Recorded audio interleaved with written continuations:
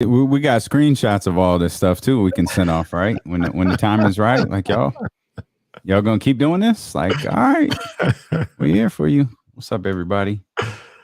What up? Everybody. Let's see, Trysta, Kyle, James, right? All right. You know. Oh, there's some vibes. Oh yeah, there's some vibes. Oh no, I use 12 more. I use 12% more energy than my neighbors. That's a shame. Well, when it's so cheap, you can do whatever you got to do. Yeah. We're live, pal. What was I gonna say? I forgot what I was gonna say. Oh, yeah, it's just random. You know, one of my pet peeves in life, I think I've said this before. This may not be anything new. I hate being ashy. Oh, yeah, you've mentioned that. Hello, Thomas. Just wanted to say hi. Just wanted to say hi to our guy, Thomas. There's two people. I mean, what happened? I just wanted to I don't know. I just wanted Dr. to say is it just on people's mind, or did something happen? Yeah, I just thought that was common thinking. I just wanted to say hi. Tucker, I agree with you, and likewise. Mm-hmm. Very good. Mm-hmm. Chiron, hold on, man. I got you, big dog. Chiron, Chiron, your wife. Safe place. Did you get married at 11? Because that picture I saw Kenny respond to you. I mean, it's okay. Again, it's a safe space. Y'all use 19 years. That's amazing. Yeah, 19 years, man. I thought Chiron was like 30. Chiron, it's cool now. Like y'all been married 19 years. You got we were 20. How old were you in that picture? You were not 23 in that picture.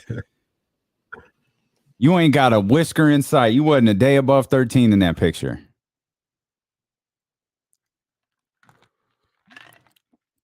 David Jackson with the hot talk reference. We're getting under their skin, guys, so we probably should really knock this off. I think we're getting under their skin a little bit. I've got confirmation. They're a little agitated. What? I know. This isn't even being cocky. This is just paying attention to what we do. Nothing's gonna work. Nothing's gonna work. We got the chatty house. They got the crack house.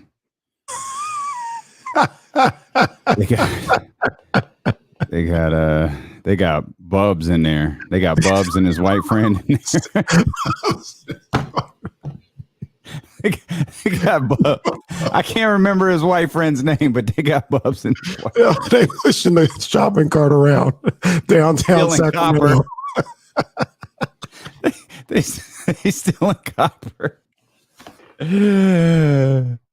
Oh man, that's a good one too. Miss Magden, empty house. We got the chatty house. They got the empty house. I'll give hey, right there, pal. Give you that old stone.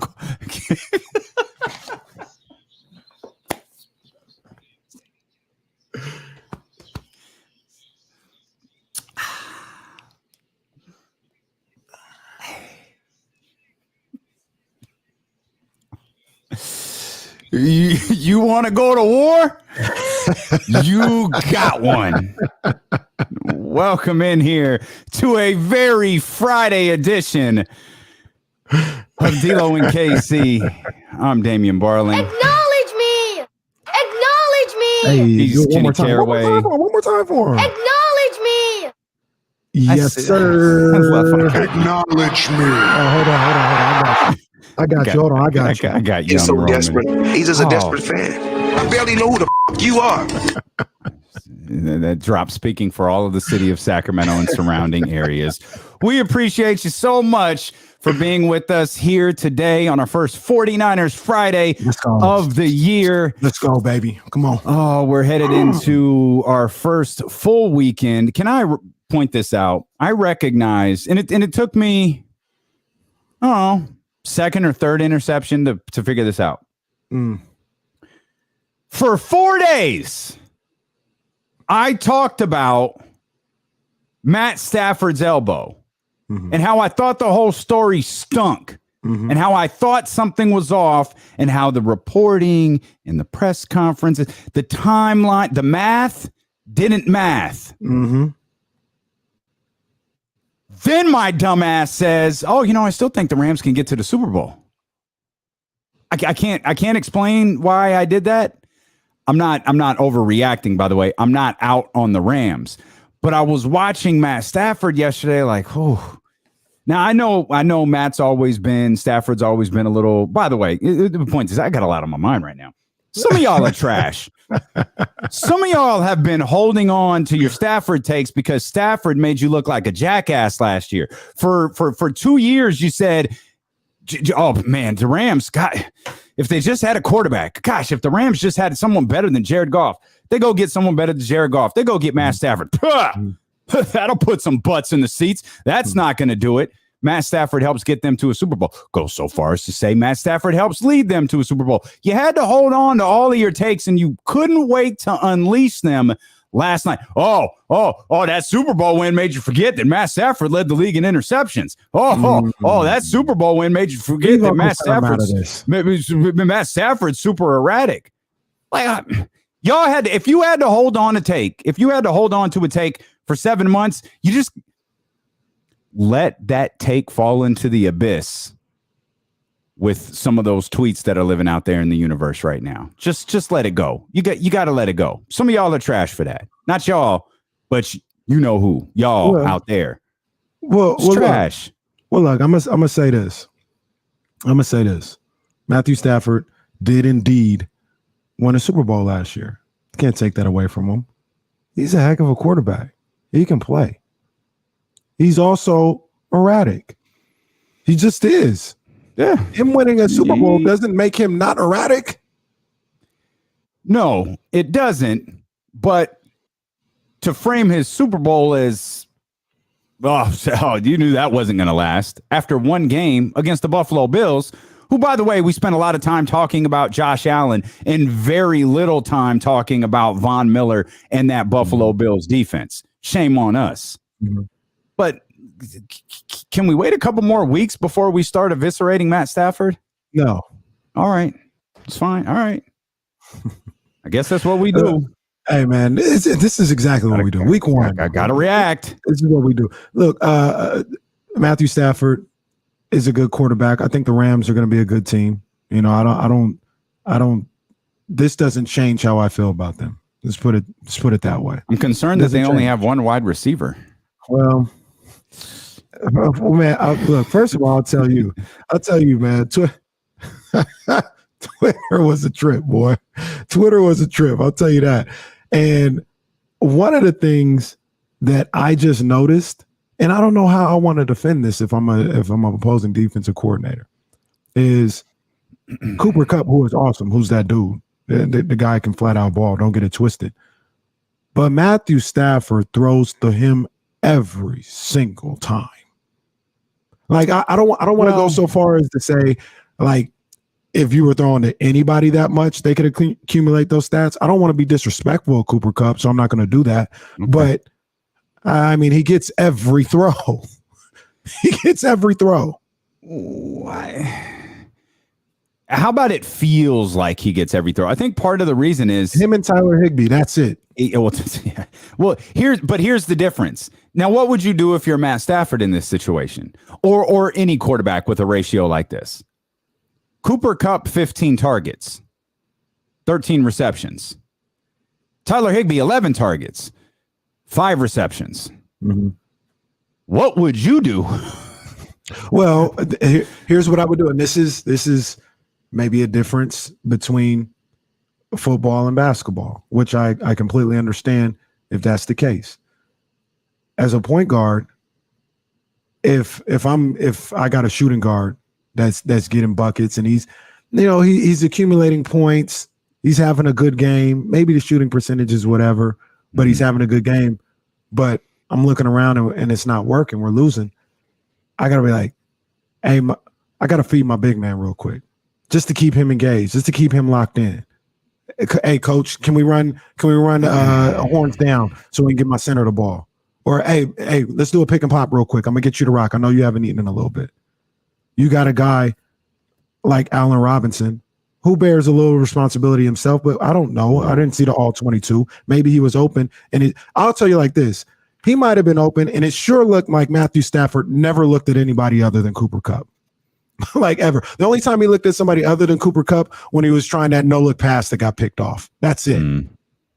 So if I'm Matthew Stafford, if Sean McVay's not going to do it, I'm going to go to Sean. Hey, Sean, what's the best play, whether it's a tunnel screen, whether it's a slant, what can we guarantee to get a good matchup and a good look for Allen Robinson, just to get him a touch, get him involved, end around something? What can we do here? And I don't think Matthew Stafford is thinking like that. Is that Matt Stafford's fault or is that Sean McVay's fault? Both. We got a coach and a point guard. Coach and a point, like both of you guys bear responsibility. It's the first time Sean McVay's under 500. That's crazy. That is like a dope stat for him. Like that's amazing. He's never been like under. How many seasons? 7, 8 seasons? I think it's 80. Shoot.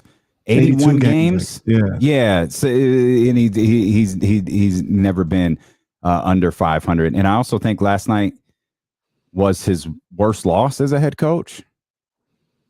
He had himself a night last night, like Sean McVay. He had himself a night last night. He didn't know how to feel. He went to the podium and the Rams got their ass whooped so bad last night. Sean McVay was damn near chipper. Like, hey, I don't know what happened. We got our teeth kicked in. We got to be better. I got to be better. Matt's got to be better. We got to stop turning the ball over. It's like that Micro Machines guy. He was talking fast. I don't think he knew how to feel. He was like, I don't know this feeling. Is this what the rest of you people feel like when you lose? Because I don't know what this is like. I don't know what 0-1 looks like. I don't know. I'm down here in the slums. I ain't never been here before. Yeah, but I mean, we'll see. We'll see what happens. They got the Falcons in week 2. They got the Cardinals in week 3. I think they'll go 2-1. You know what I mean? And they'll be. I think they're still a good team. Let's point one other small thing out for the Twitter hot takers, or television hot takers, or radio hot takers. It was a 1-score game going into the 4th. It was 17-10. It was a 1-score. Stop this. Like, we're ready to bury we're ready to bury. If you want to bury the Rams and you want to talk about Matt Stafford's elbow, I'm listening. You've got my attention. Well, we're really going to bury the Rams after one game that got away from them late. Like, Matt Stafford turned the ball over 3 times. I don't think that's going to happen in week number 2 or 3 or 4. I don't think that's going to happen a lot. It's going to happen again. I don't think it's going to happen a lot. This is now, Damian, this is why we watch the games. I'll ask you a question. Did you ever feel like these were 2 equal teams playing last I felt night? like Buffalo should have been up 50-0 after 1. Right. But they weren't. That's not how the game is played. Like, Buffalo didn't take advantage of those moments. Look at that more so as, like, if the Rams would have won that game, you would look at it more as like the Bills. That's like, you guys had them on the hook, and that's how you would look at it. They Chicago skied that joint. That's what they would have done. God. That's what they would have done. They would have Chicago skied that joint had they let that game go. It felt like the Bills were beating the brakes off the Rams, but it was like 10-0. It got to 10-7, and I thought, okay, the game's going to kind of settle down here. And it didn't really. It felt like the Rams were holding on to that thing until the Bills' Uncle scarred them and threw their asses off the cliff. We're done with this, Mufasa. Sometimes that's all you got to do, though. Just hang on. Wow. Hang on. I think the Rams, but look, all that said, I think the Rams are a good team. I think one of the things that we see, I think they're kind of top heavy as far as like their talent. Like, they have really good players at a handful of positions, and then everybody else is kind of, I don't know. It's not a balanced roster. Right. And I don't even mean that like in the depth sense. It's just like you could have Aaron Donald, and then you got Donald Aaron. Yeah, I got you. I got you. Right. So that's one thing that, the other thing about that is if one of those top end talents go down or aren't playing up to par, like Jalen Ramsey wasn't last night, you could be in for a long day, long night, whatever the case may be. Yeah. Yeah. I'm not out on the Rams yet. But that's good for the 49ers. I was a little nervous. I was like, yo, I was gassing up the Rams yesterday. Who the hell did I pick in the D-Lo and KC Pick'em League? I'm happy to say I am in possession of first place. It doesn't matter if it's sole possession of first place or not. It just matters that I am currently in first place. I did, in fact, pick the Buffalo Bills. I mean, yeah, you're out there. Man, I was trying to find a way where I could be in first place, but your last name starts with the B, mine starts with the C. But yeah, I picked the same thing. Okay.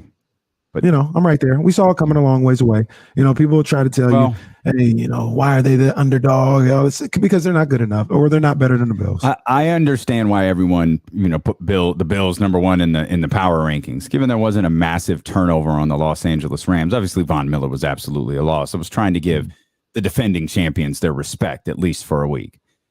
I get why you picked the Bills. I absolutely get why you picked the Bills. And if that's anything like what Josh Allen's going to be this season, a lot of people's MVP predictions are going to be true as well.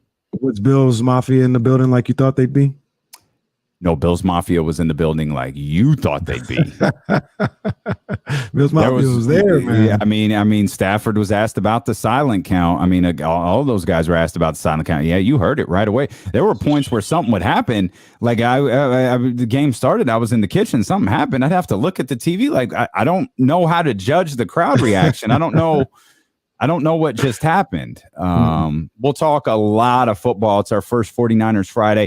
We're going to talk a lot about the 49ers and the Bears as well. Oh, my partner's anxious. I got the list. I got the pen and the pad because no, it ain't even about notes. The list needs to start. Okay. The list needs to start right now today. Our Friday Dream Team, Trysta, Kyle, James Ham, they'll all be with us here as D-Lo and KC, brought to you by McQueen and the Violet Fog. The smoothest gin in the world, handcrafted in Brazil, is just getting started here on Sacramento Sports Leader, ESPN 1320. Guys, we can't do anything about the radio. I'm super sorry. I don't know what it is. Like, we can't engineer that joint. I'm sorry. Watch us here. Like, the smoke could be fucking burning the transmitter for all we know.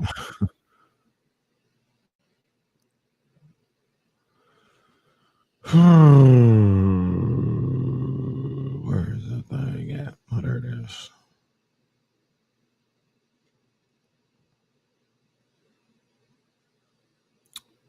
So, Damien, pulling back the curtain just a little bit here. You'll understand what I'm saying. I got everything together. All we need is our speaking parts. Okay. We got 6 minutes. Okay. Yeah, easy. For like 6 minutes to open, like total. So like maybe 2.5 to open, 2.5 to say goodbye. That's the way it should be. Yeah. That's the way it should be. We got it. I got the read. Yeah, we're good. That's exactly the way it should be. Hang on one sec. I think I need to get my door. Hang on. Hey, man, I'll never forget who the San Francisco Giants are, man. Never going to forget that. But they're not handling business. Season's over for them. We move on to the seasons that are going on. That's all it is.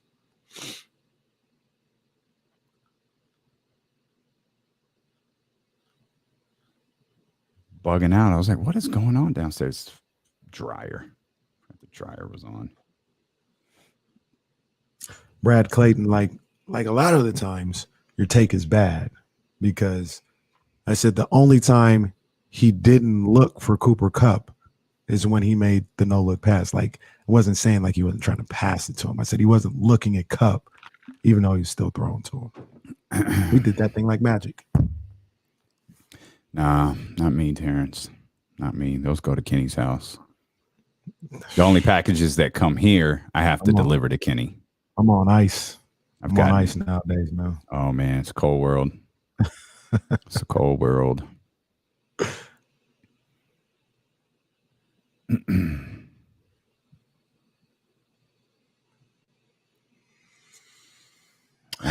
Yeah, you're right, Marcus. Hey, You're Bryce, check the 100% right. app. Could you tell me what the app sounds like? I'm curious. Can you go to the Odyssey app and tell me what that sounds like? No worries. Oh, okay. Okay. They're working on it. Oh, my bad. No, it's all good. They're trying to fix the radio stuff.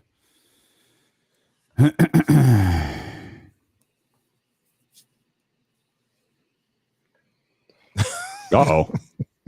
Uh-oh.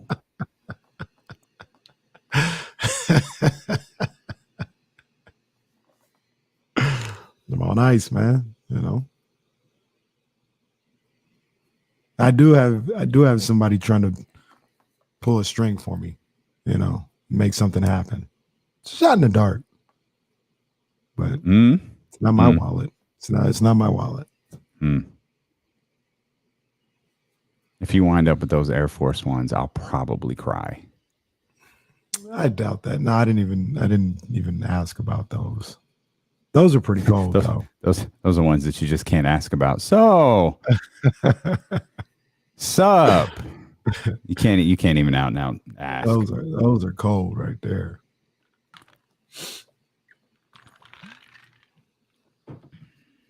They're more expensive than the actual shoes Mark had on. Those blue Louis V, they're like twice as expensive. Because best believe I looked up the shoes Mark had on. Like, damn, those pale in comparison to the Air Force Ones, and they're not cheap. Not at all. 2:00, Brad. She's 2:00 today, Trysta.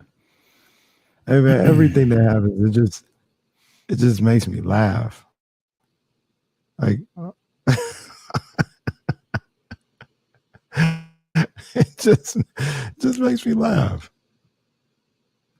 Like stuff that, you know, I would put in the chat or anything from that, man. It just can never be taken serious.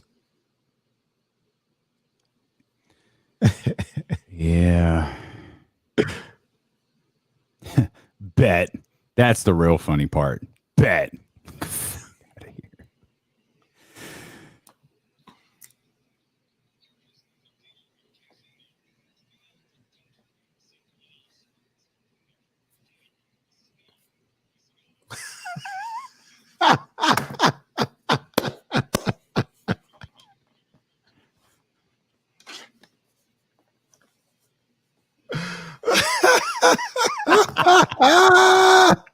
See? You hurt our guys' feelings. You hurt our guys' feelings. Come on, man. How could you think he wasn't a real person? Pete, I apologize. I apologize to Pete. Man. Come on, man. Hey, Pete, come on out to Sac, man. You know, get you some, get you a Sacramento splash, get you a couple bottles or something like that. I got you. Pete's a voice guy. He probably lives in Turks and Caicos. He ain't coming to Sacramento. He living somewhere where there ain't nothing but water around him. He was like, I got to go down to my basement, record these liners, and keep it moving. Y'all leave me alone. That is funny. Jesse, how did that happen? I got to know. Did you like email him and tell him the story? I wonder if he told him like the whole thing, like, our radio host doesn't know if you're real or not. That's funny. That's tremendous. That's great stuff. Great stuff right there. 916-909-1320 for those who are attempting to listen to 1320 AM. I know it's a little rocky. I don't know if you switch over to 98.5 FM HD2 and try that. We know that the FM signal or the AM signal is a little sketchy right now, but you could try the app and certainly check out the streaming services here on Twitch and YouTube. I'm sure it has something to do with the smoke, or 98 Rock is sabotaging us. I'm not. I mean, it could be a variety of things, but we're trying to get that issue corrected as we speak. Yeah. So we're working on it, guys.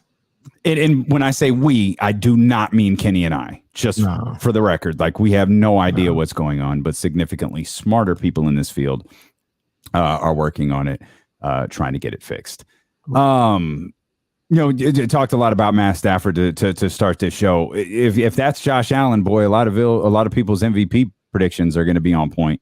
Yeah. I mean, he looked really good last night. He looked really good, and the weapons that he has around him, starting with Stephon Diggs and Gabe Davis. I mean, that's a dynamic duo right there. Yeah. And you combine that with the fact that Josh Allen is elite himself. Man, Bills got weapons all over the place on the offensive end. Stars were out for that game last night too. There were pictures all over. I mean, Bron was there, Jay-Z was there, Draymond Green was. I think Karl Anthony Towns was there. It was out there. Half the NBA must have been there in that game last night. There was one guy that was there. Oh, you didn't see this? Odell Beckham? No. Ooh. The guy that we released as a community, as a culture.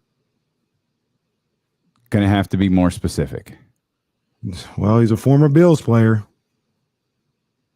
Oh, God. He Yeah. was? Oh, Yeah. I missed that.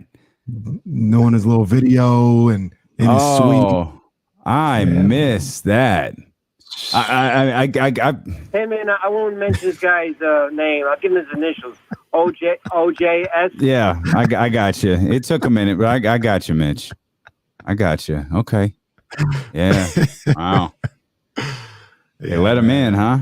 They let him in. Like, how do you deal with that? Like, hey, it's OJ. Can I get tickets? Like, no, you can't. You can't get tickets to this game. You can't get tickets to any game. You can buy them.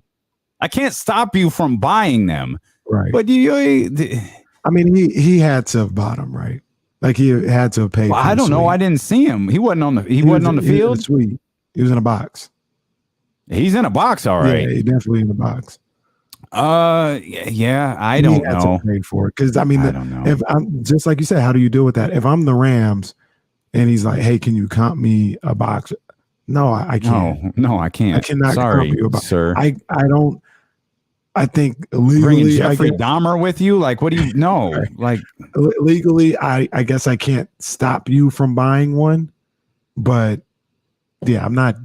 This is not going to be like Magic in town. Like, oh yeah, Magic, come sit in our suite. Like, that's not what this is. OJ still got SoFi Suite money.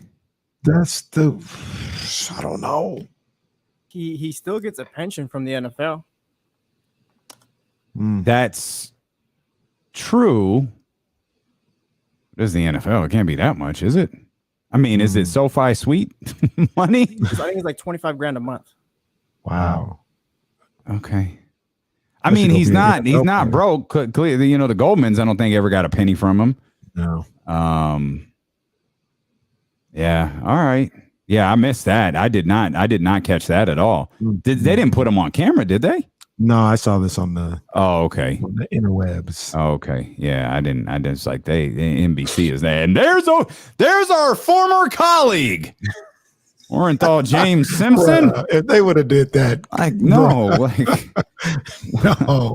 ain't no way. Yeah, don't do that. Don't do that. If they would have did that one.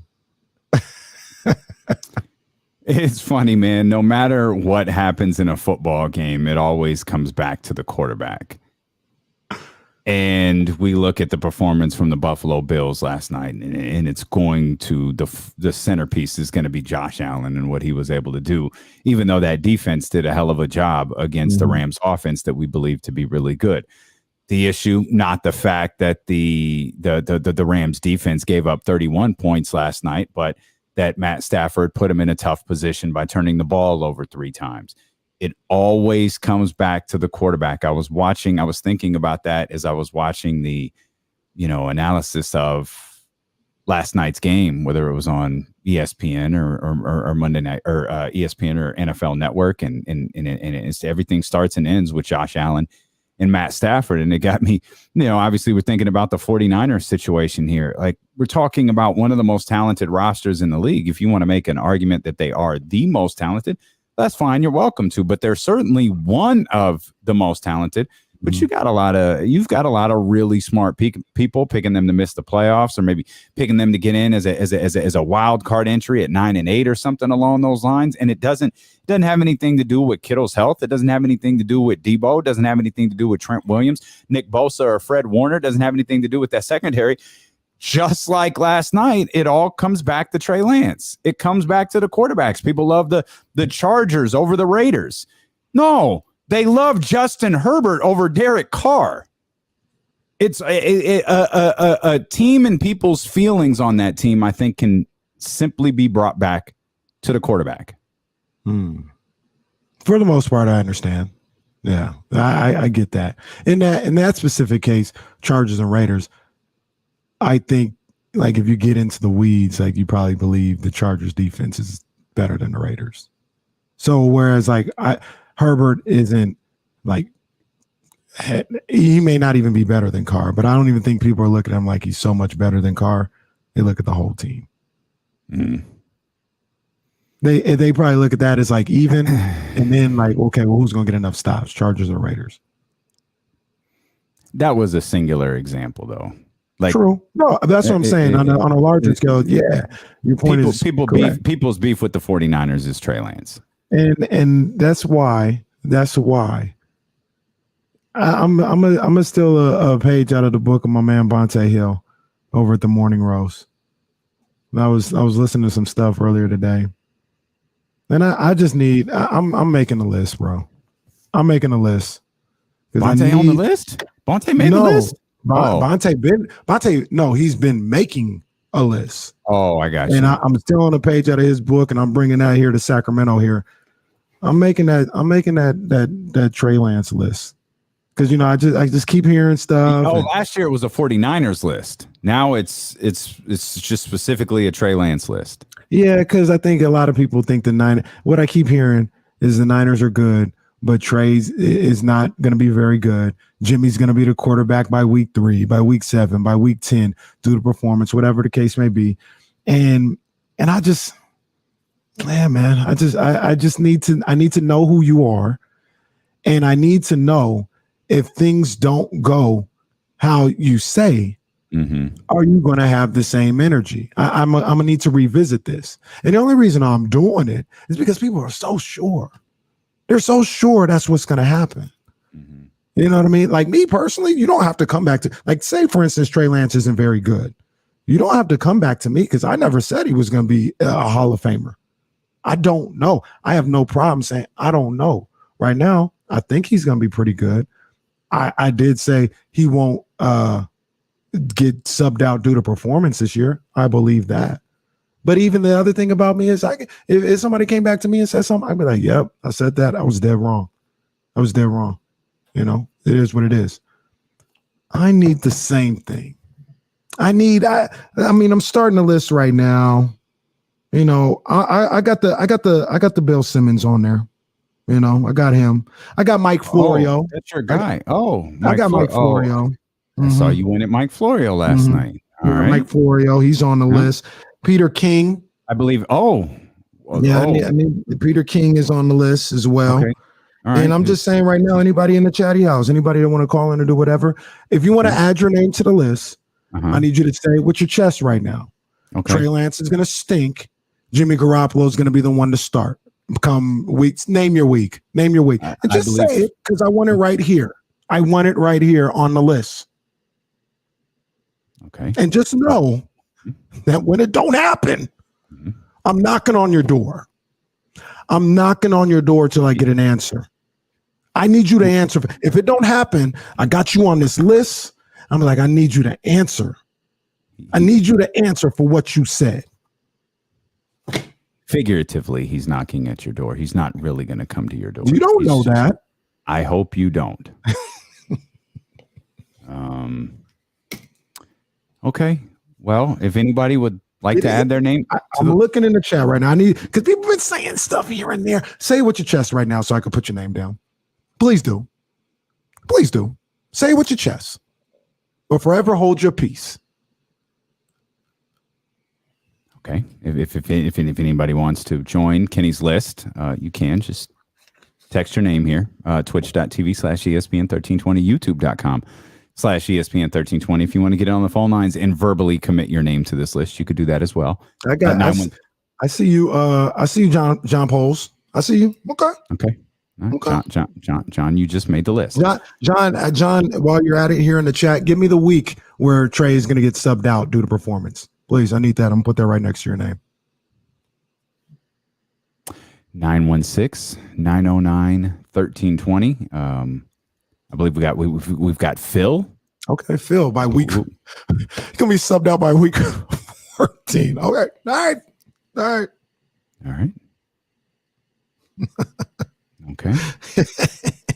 If he's that bad, why would they wait till week 14? But okay. All right. Phil's on the list. Writing it down here. Mm-hmm. All right. Again, 916-909-1320. If you'd like to get in. I believe Florio had week 6. And it wasn't because of Trey Lance. It was because it's clear how Kyle Shanahan doesn't believe in Trey Lance, because last year he had 7 captains. This year he had 6. And the reason he believes the reason Kyle Shanahan switched it to 6 captains instead of 7 was because Trey Lance finished 7. Therefore, an obvious sign that Kyle Shanahan does not believe in Trey Lance, the guy he traded a bunch of first-round picks for to move up in the draft and select. But clearly, Kyle Shanahan does not believe in him. And Florio went with the game 6. Kyle Shanahan will start. We've heard game 2. Hell, maybe this is a Deshaun Watson situation. I believe it was the Macho Man Tommy Savage who started week 1 of Deshaun's rookie year. I think not 100% confirmed. I think you're right. I think, and good old Bill O'Brien, at halftime, and started Deshaun Watson the second half. Maybe that's the situation. Maybe Kyle Shanahan goes full Bill O'Brien and says, and starts Jimmy Garoppolo the second half. Anybody that confident? Anybody that confident that Trey Lance sucks? I'm asking. Soren's got it right. Oh, go ahead. Go. Let's go. Niners should have drafted Franz Wagner. Well, there's that would have made it work. There's that. If they would have just done that, they just would have drafted Franz. Would have been good. Well, we got Ramsey, who's a known 49er hater, but that has nothing to do with nothing. He's entitled to his opinion. He's here every day, though. He is. That's my guy. I believe San Francisco is going to regress because Trey Lance will lose them games they should have won. They won 10 games last season. I believe that drops to 8 wins. See, here's the thing. There's a question that I would ask. How many times did we say Jimmy Garoppolo lost them games? How many times did we sit up there and say Jimmy Garoppolo lost them games? Because he just isn't a good enough quarterback. Now, once again, I think Jimmy's good, but I need the same energy kept, because all you guys were telling me how sorry Jimmy was. And you said you can't, that's why you can't beat Seattle. You know what I mean? That's why you can't beat Tennessee, right? That's why you couldn't beat the Rams in the NFC Championship game. Yeah. But now Jimmy would have won those games. Okay. I'm just Will S. I got you too. What's the 6 or 7? He's going full Florio. I believe Will S. is in fact Mike Florio. That's the first confirmation we got. They are one and the same. Hey, and look, if you guys Wilson are right, 49ers just need Tyrese Halliburton. A true leader to bring it all together. Tyrese Halliburton in there. That's a good call, Nick. Yeah. Hey, if you guys are right, it's the best Nick in sports radio right there. Nick Wilson. No lies detected. If you guys are right, I'll be like, I'll tip my hat. You guys saw it. Trey Lance needs to be better. Yeah. Kyle Shanahan did whatever. I have no problem acknowledging. I just need all you guys to answer the same way. If it's not what you say, that's all I'm asking. I think there's also there's probably also something we can construct if we've got the list of Caraway here.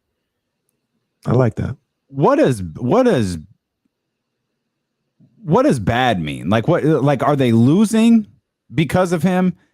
Are they like what if he has? What did Stafford have last night? 1-3 in 240.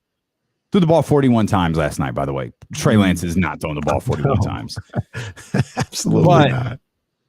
let's go. That's a tough stat line. That's 240 yards, 1 touchdown, 3 interceptions. But the 49ers win. I feel like Trey Lance Sunday afternoon is in a no-win situation. Unless he throws 400 some odd yards. I feel like he's in a no-win situation. Because if he wins, it's like, this is the Bears. Who cares? It was the Bears. They beat the Bears. Good for Trey Lance. They beat the Bears. He throws for 170 yards in a touchdown, 170 yards, no touchdowns. And it's, man, he could, and they win. Oh, man, Trey didn't look good against the Bears.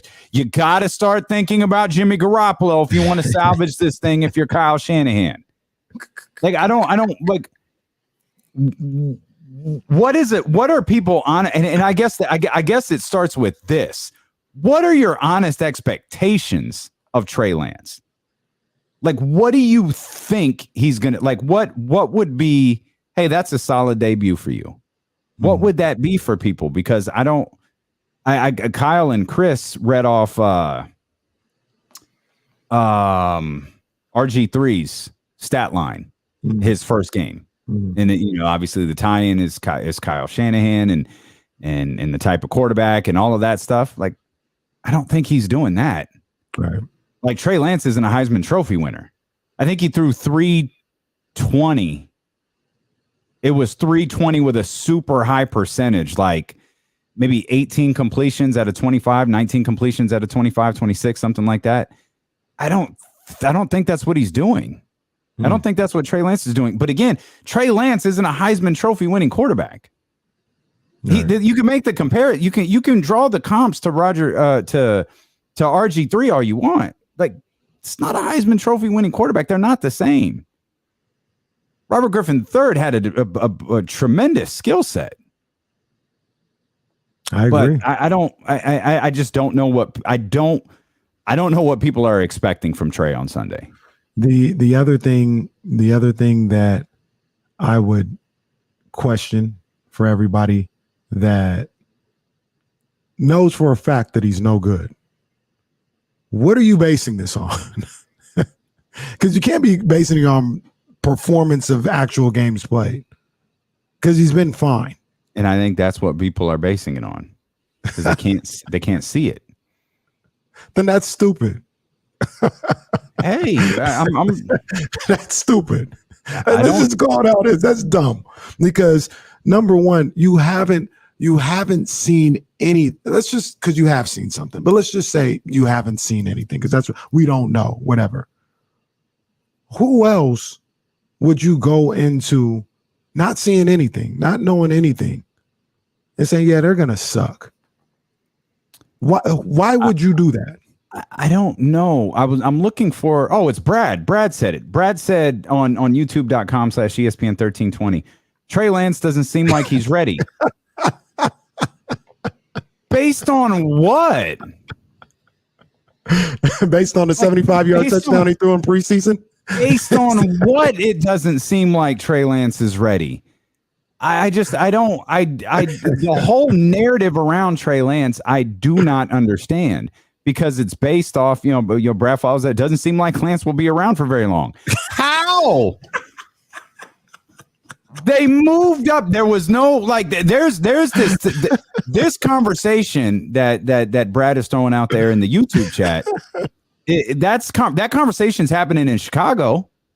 Oh yeah. If I can find the name. You're talking about with Justin Fields. I'm talking about with Justin Fields. That conversation's happening in Chicago because there's a leadership change there. There's a front office change. There's a coaching change. There are people who think that the Bears are the Bears have a gap year.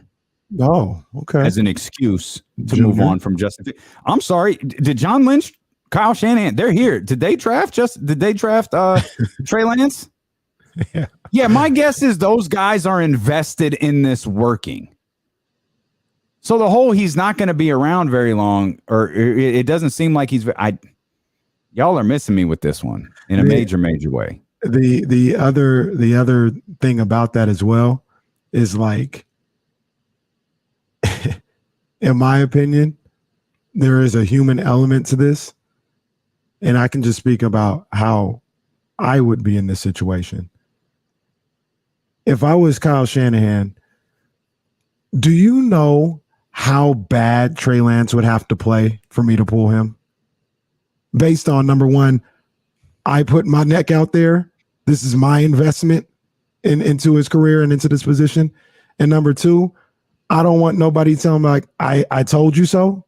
Do you know how bad he would have to stink for people, for him to turn around and essentially say, yeah, you guys were right. I shouldn't have drafted him. I shouldn't have started him. Now ask yourself, do you think he's going to play that bad? Do you think he's going to be that terrible for Kyle Shanahan and John Lynch to bite the bullet and say, damn, I know people are going to be like, I told you so. And they're going to, put it back, all in the media and all in our face and everything like that. But we're going to do it. Come on, man. Come on. I'll tell you right now, for me personally, I'd ride that situation till the wheels fell off before I let Mike Florio be right about week 6 or 7. I'd ride that thing all the way into the off season. This is weird. It's bizarre. It really is. And that's why I need to hear. That's why I need to have these same people where if it doesn't work, I need you guys to answer to this because it doesn't make any sense.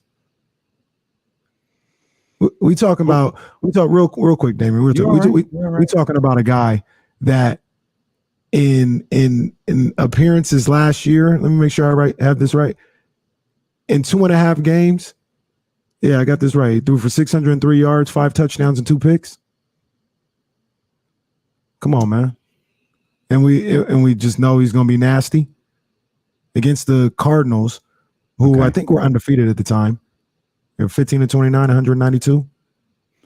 There's more we got to talk about. Let's hit pause on that because a lot of and I think these are fair questions about the offensive line and how that affects Trey Lance. We'll talk about that when D'Lo and KC return here on Sacramento Sports Leader. It's a 49ers Friday on ESPN 1320.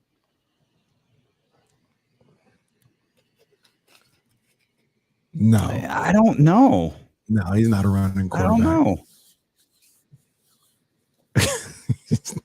That's why I didn't get the RG3 comparison. Yeah, he's not a running. He's a quarterback that can run, but everything I've seen from him, he stays in the pocket. Yeah, absolutely. There you go. Absolutely. There you go. There you go, Mike. Beat the Celtics by 21. Oh, sign of things to come. Good stuff, Mike. Straight to hell. See you, Ron. Dr. David, I see you. Dr. David posted some artwork of I don't know if that was Corners of Santa Clara or what it was, but Where was pretty that? It's on your Twitter. It's in your mentions. Did you see what I Jesse saw it. Did you see what I tagged you and Jesse in? I saw that. Yeah. Yeah. Did you see that? Did you see that? I think you retweeted it. Did you see this is payback for, and it shows that young lady falling off the stage. Yeah. Oh man. Damn. I was Dr. David. Dr. David put in work on that one. That's funny. Can you imagine wanting to get into a shit talking contest with us? Can't do it.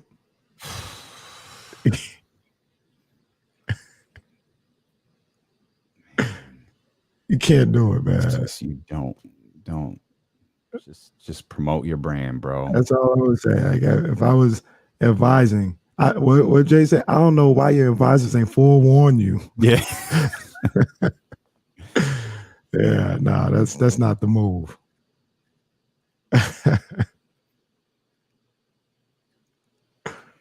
Yeah.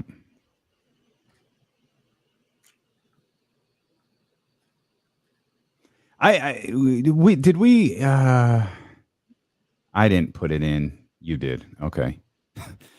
I need an explanation on something regarding baseball stuff. Okay.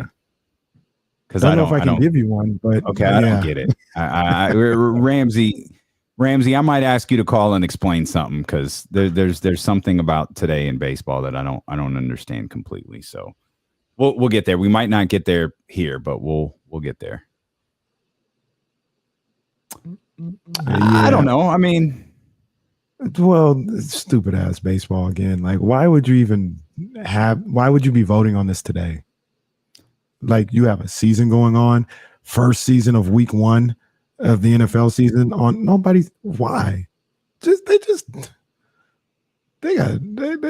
clueless. They're just clueless. Yeah, Sacktown Tony, it's about one of the rule changes. Yeah.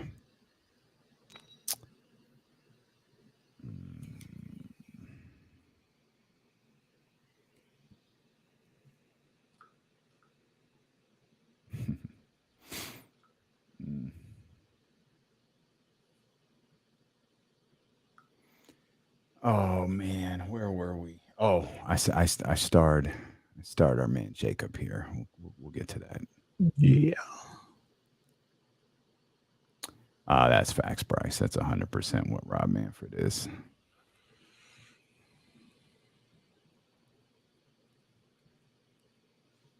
And there's guys in baseball that I like too. Yeah, it's conflicting. Y'all are missing things going on. Oh, I freaking forgot about that. Yeah, I mean, for now, this could change in a week or two, but it probably will change in a week or two.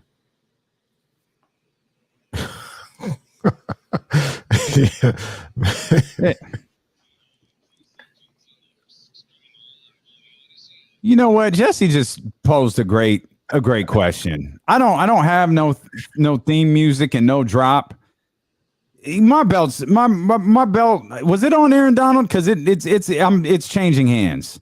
Oh, right now it's changing hands. It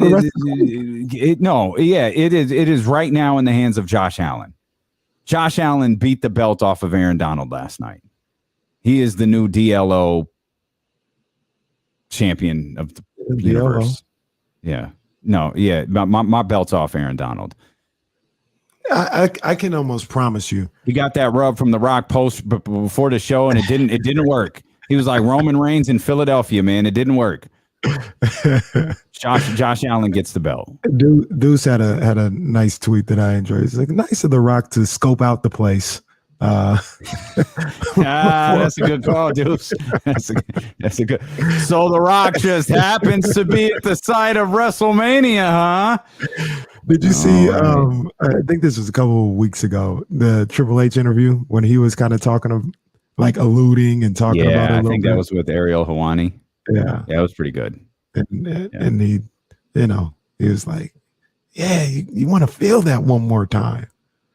They've dropped too many hits, bro. Too many. Like when you think about it, it's like 5 or 6 hits over the course of the last couple months. Yeah, you want to feel that one more time, so it could finally be The Rock versus Triple H at WrestleMania. Like, no, Hunter, no one. Triple H at Royal Rumble is gonna come out and jump Austin Theory, take the Money in the Bank, and then beat Roman Reigns, and then face The Rock at WrestleMania. You think you're joking? You think you're joking? We've seen this before. We'll find out if Hunter's really retired when The Rock comes back. It was supposed to be The Rock and Ronda versus Triple H and Stephanie. That was the plan. Yeah, I remember The Rock couldn't do it, and it wound up being Kurt Angle. I know you hate Ronda, but that match was flawless. That was a great match. It was really good. And when they had Ronda go against Triple H, it was fantastic. I thought Triple H did a great job. Well, I'll take your word for it because I won't be going to watch that. You a hater. You a hater. I don't want to leave the Trey Lance conversation just yet because Jacob, I thought, and he brought this up a few times in the YouTube chat. So you don't think Trey Lance is going to struggle behind that weak O-line? No, that's very fair. Calling into question Trey's performance because of his lack of protection, calling into question Trey Lance's ability to perform well because of the lack of a run game. That's perfectly fair. It's perfectly fair to pose those questions. I don't think you can make those proclamations, but you can pose those questions. Right. That is completely fair. I think that's every 49ers biggest concern is that offensive line and what it means to Trey Lance. The conversation right now about Trey is different, though. It's not as much about the offensive line. It's the fact that Jimmy Garoppolo was the backup quarterback. It's not the offensive line. It's the fact that he wasn't named the captain. It's not the offensive line. It's that all of these film nerds don't have film to look at, and it's driving them crazy. Right. So they're going to criticize Trey Lance for that. Yeah. Like he gets punished for that. And that's the part of the Trey Lance narrative that I think is weird. The questions are completely fair. Yeah. The proclamations are not. And like you said, the questions are more about the unit of the offensive line than it is Trey Lance. Trey Lance could have a perfect pocket every single time and not be good. Like that's a possibility too. Or he could be somebody that kind of makes the team better, even though they have a bad offensive line with his athletic ability. We don't know. But so many people, based off absolutely nothing, like based off nothing substantial, being so definitive in what they think is going to happen. I don't understand it. Understand it. Like I said, I talked about when we've seen Trey Lance in his rookie year. He played a half against Seattle. He was 9 of 18, 157 yards, 2 touchdowns, no picks. Quarterback rating of 117. He played the next week against Arizona. They lost 17-10, 15-29, 192, no touchdowns and a pick. He had a quarterback rating of 58.4. Played against the Texans later in the season, 16-23, 249, 2 touchdowns and a pick, 116 quarterback rating. What that doesn't scream to me Patrick Mahomes. It doesn't scream to me Josh Allen or Aaron Rodgers, but it doesn't scream to me scrub. Nate Peterman. You know what I'm saying? Like it doesn't. There's nothing in what I've seen from him that says, yeah, this guy's going to be a scrub. When we talk about, well, we haven't seen him. He hasn't been the starter. He played, I don't know, 4 series in preseason this year. 1 series was fine. The other one, he throws a 75-yard touchdown. Hits the guy hits one of the fastest receivers and on the roster, on the move, on the run for a touchdown. The next one against the Texans didn't do much, but he wasn't terrible. Mm-hmm. Like that's the whole thing. Like the offensive line was terrible that day. They missed a whole bunch. He just didn't do much of anything, but he wasn't like god awful. No, nobody watched that Texans game and was like, damn, Trey Lance is the problem. The Niners got to get him out of there. No, not at all. And that was the worst. That was probably the worst we've ever seen him since he's been in the NFL. So it's going to get worse from there? Okay. Don't understand it. 916-909-1320. Let's bring in our brother Donald here. Donald, what's happening, man? Hey, look, man, I'm just going to say what y'all don't want to say. Trey Lance is a black quarterback, and he's just not getting the benefit of the doubt as other historical black quarterbacks just don't get. That's just the bottom line. I'm sorry. I think he does not have the body of work, but I think that the established writers are looking at this through a certain lens, as they did when it was time for him to get drafted. So that's just my thought on that. I want to make a mention about Chelsea Gray. Can I talk about her for a minute? Absolutely. Sure. Absolutely. Hey, look, I tweeted to you, Damien, the other night. Chelsea Gray has to be the most unathletic basketball player I've ever seen. She is flat-footed as well. Yeah. She plays like she has a stick up her butt. But that girl is bad. Yeah. She is cold-blooded, and they have no answer for her. The Aces are going to win this series.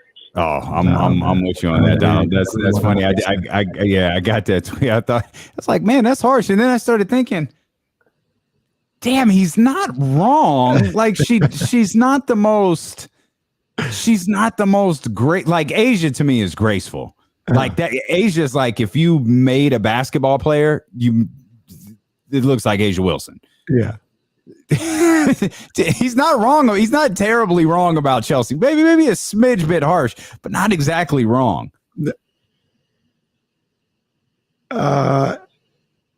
No, I feel like it's even worse. It's looking than that. Yeah. Like when I see Chelsea bring the ball up the court or get up and down, she runs and moves like I feel today if I had to run and move up and down the court. Like I'm really cautious. Like I can't really move on my toes the way I want to. Like that's how it looked. That's the feeling I get when I see her going up and down on the floor. And Donald brought up a good point. She's flat-footed every time. Maybe that's something that throws me off too. But that's how it looks. But damn, can she hoop? She can ball. Her percentages in the WNBA playoffs are just ridiculous. Just speaking of, while we're here, let's go ahead and take care of this. The ceiling is the roof. Let's make it happen. Let's keep moving forward. Our Ceiling is the Roof performance of the night brought to you by ACR Solar and Roofing. Call 916-481-7200 to set your appointment. Whether you want to get that roof inspected, find out if you need a new one, or whether you want to find out about solar panels, I absolutely think that's the way for you to go. Cut your electricity bill down. They'll come. They'll find out what the best route is for you. They'll advise you. They'll be with you every step of the way. Even if you need something simple like an electric vehicle charger, they got you covered for that. Again, ACR Solar and Roofing, 916-481-7200. For the second day in a row, it isn't going to a person. It's going to an entire team. Because when you go on an 18-0 run to close out the semifinals, your whole squad deserves the Ceiling is the Roof performance of the night, and that's the Connecticut Sun. What was it? I posted the block. What was it? 5 points for Chicago? 5 points in the fourth quarter. Wow.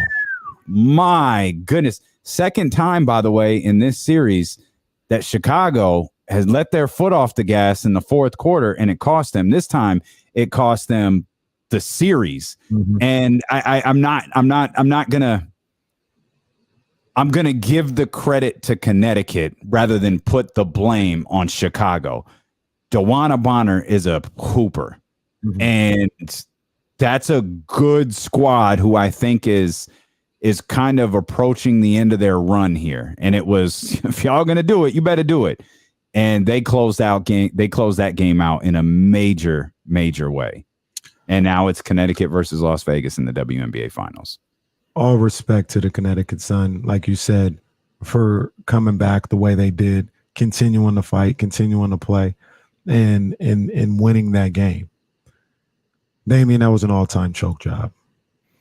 That was an all-time choke job, and it's not just the numbers; it was the plays. Yeah, one of them, I forgot who the young lady was, but she's trying to make a pass, just throws it off the backboard. She's at the top of the key trying to make a entry pass, maybe to Cooper. Cooper's like 7 feet away from the basket. She throws it off the backboard. Yeah. I mean, it was an all-time choke job. I was sitting there, me and Reese were sitting there watching it, and the turnover after turnover, block shot, a bad offensive possession, senseless fouls, things of that nature. They fell apart. They fell apart. And Are you saying the sky actually fell? Where's the drums when you need them? I don't know. It's a good one. I don't have it. It wasn't. That was lame. I don't have any. I would use that. Use Quentin. But go ahead. I was going to change gears. Candace Parker's 7 shot attempts. Well, that's the other thing. I'm sitting there watching with Reese. I'm saying, go get the ball to Candace. What are we doing right here? Get the ball to her at the very least so she can make the decision, whether it's shoot, pass, whatever the case may be. I feel like maybe because I was watching it during halftime of the game, of the Rams game, in that fourth quarter, it felt like she got the ball on the offense maybe 3 times. I'm not even exaggerating. Maybe 3 times. From the point they were up 9, I feel like Candace might have touched the ball like 3 times the rest of that game. That's not unacceptable. But I mean, Candace talked about it after the game, and look, she didn't hold back. I got the sound. Players, this is not on you. That's not Candace.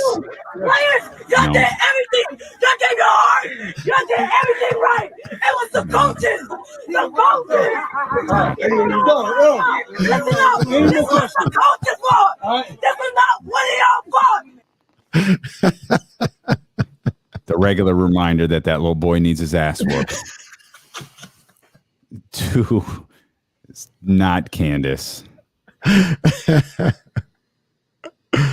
It's hard to blame the coaches when you outscored 24-5. Yeah, that was tough to watch. And I know that you thought Connecticut was going to win. I thought the Sky were going to win. I think we're both in agreement. It doesn't matter. It don't matter. Yeah, it doesn't matter. It don't matter. I don't think either one of them had enough for what the Aces are bringing to the table right now. They don't. You said it the whole time. This is their championship to win or lose. They just don't have that firepower. I mean, hoping. I mean, one thing that Connecticut is balanced, and that's ultimately what helped them beat Chicago. Mm-hmm. The flip side of that is it's like, okay, you're balanced, but you're going to need someone to go off. DeWanna Bonner's capable of doing it. Mm-hmm. She's 34 years old, and expecting her to do it every single night, I think, is a bit short-sighted because your balanced effort from your team is probably going to be equivalent to what Asia, Chelsea, and Kelsey can do. And there are other ball players on that Las Vegas squad, but that's going to be the core of your offense. So I think, we talk about mental hurdles in sports. I think Vegas got over that mental hurdle, and it's like, what is this, 5? Is this 5? Yeah. 3 and we out. Let's get this joint over with. I think very highly of Kurt Miller and the Connecticut Sun. 3 and out. It's outmatched, man. They're outmatched. It's as simple as that. But a lot of people didn't think Connecticut was going to beat Chicago. So, they steal one and put some pressure on Las Vegas. It's possible. I don't see it, but it's possible. Yeah. I mean, and when you get that to that level and that far, you always got some kind of a shot. And Connecticut's a tough team. They're a tough team. And they're a team that, they'll get grimy if need to. They'll pull out all the tricks, not in a illegal way or nothing like that, but they'll do what they have to do to compete. So they're going to bring that to the table. And if the Aces are trying to, just kind of waltzing through and not locked in, Connecticut can mess around and get a game or two, but I don't see that happen. I do want to give a big shout out to my girl, Dejanay Carrington. I've liked her since Baylor. Okay. Going to the finals. Okay. It's a great name. Dejanay. Yeah. And it's her game you're digging. Yes. Okay. Yeah, her game, her style, everything. Well, you talk about style. Everything about Dejanay, I'm digging. Kurt Miller's got good. Kurt Miller regularly wears pants that's right above his ankles. That's why I rock with Kurt Miller. He was looking cool. He was looking cool on the sideline. Yeah, that's my guy over there. Good luck to both squads. But I think this is the Aces WNBA Finals here. This is the moment they've been waiting for. You're listening to D'Lo and Casey on KIFM. West Sacramento, 98.5 FM KRXQ HD2 Sacramento, ESPN 1320, driven by Lashers, Elk Grove Dodge, always live on the free Odyssey app. Welcome those listening on ESPN 1320 and 98.5 FM in the Odyssey app. I think some of the issues that 1320 AM has had throughout the day have been cleared up. We got Trysta Krick set to join us about 1 hour from now. Kyle Madson immediately following that. James Ham, final hour of the show. We'll shift back to football. I had mentioned this. We only got a couple of minutes, so I want to knock this out because I don't think we'll get back to it. Major League Baseball announced some rule changes today. And one of them is the pitch clock. It varies by runners on base, bases empty. I like that idea. I've never understood why pitchers have to go through a 55-second routine between pitches. I'm with this. I like this idea. I hear this talked about a lot. And hey, I'm Captain Casual here, so I need someone to explain this to me. Why are people so offended? And this is in Ramsey. If you're out there, you could help a brother out here.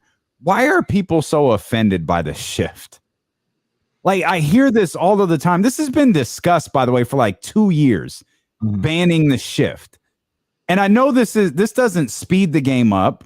What is it about the shift? It feels like it's a strategy. I don't feel like you see it all of the time. Like, what is the issue?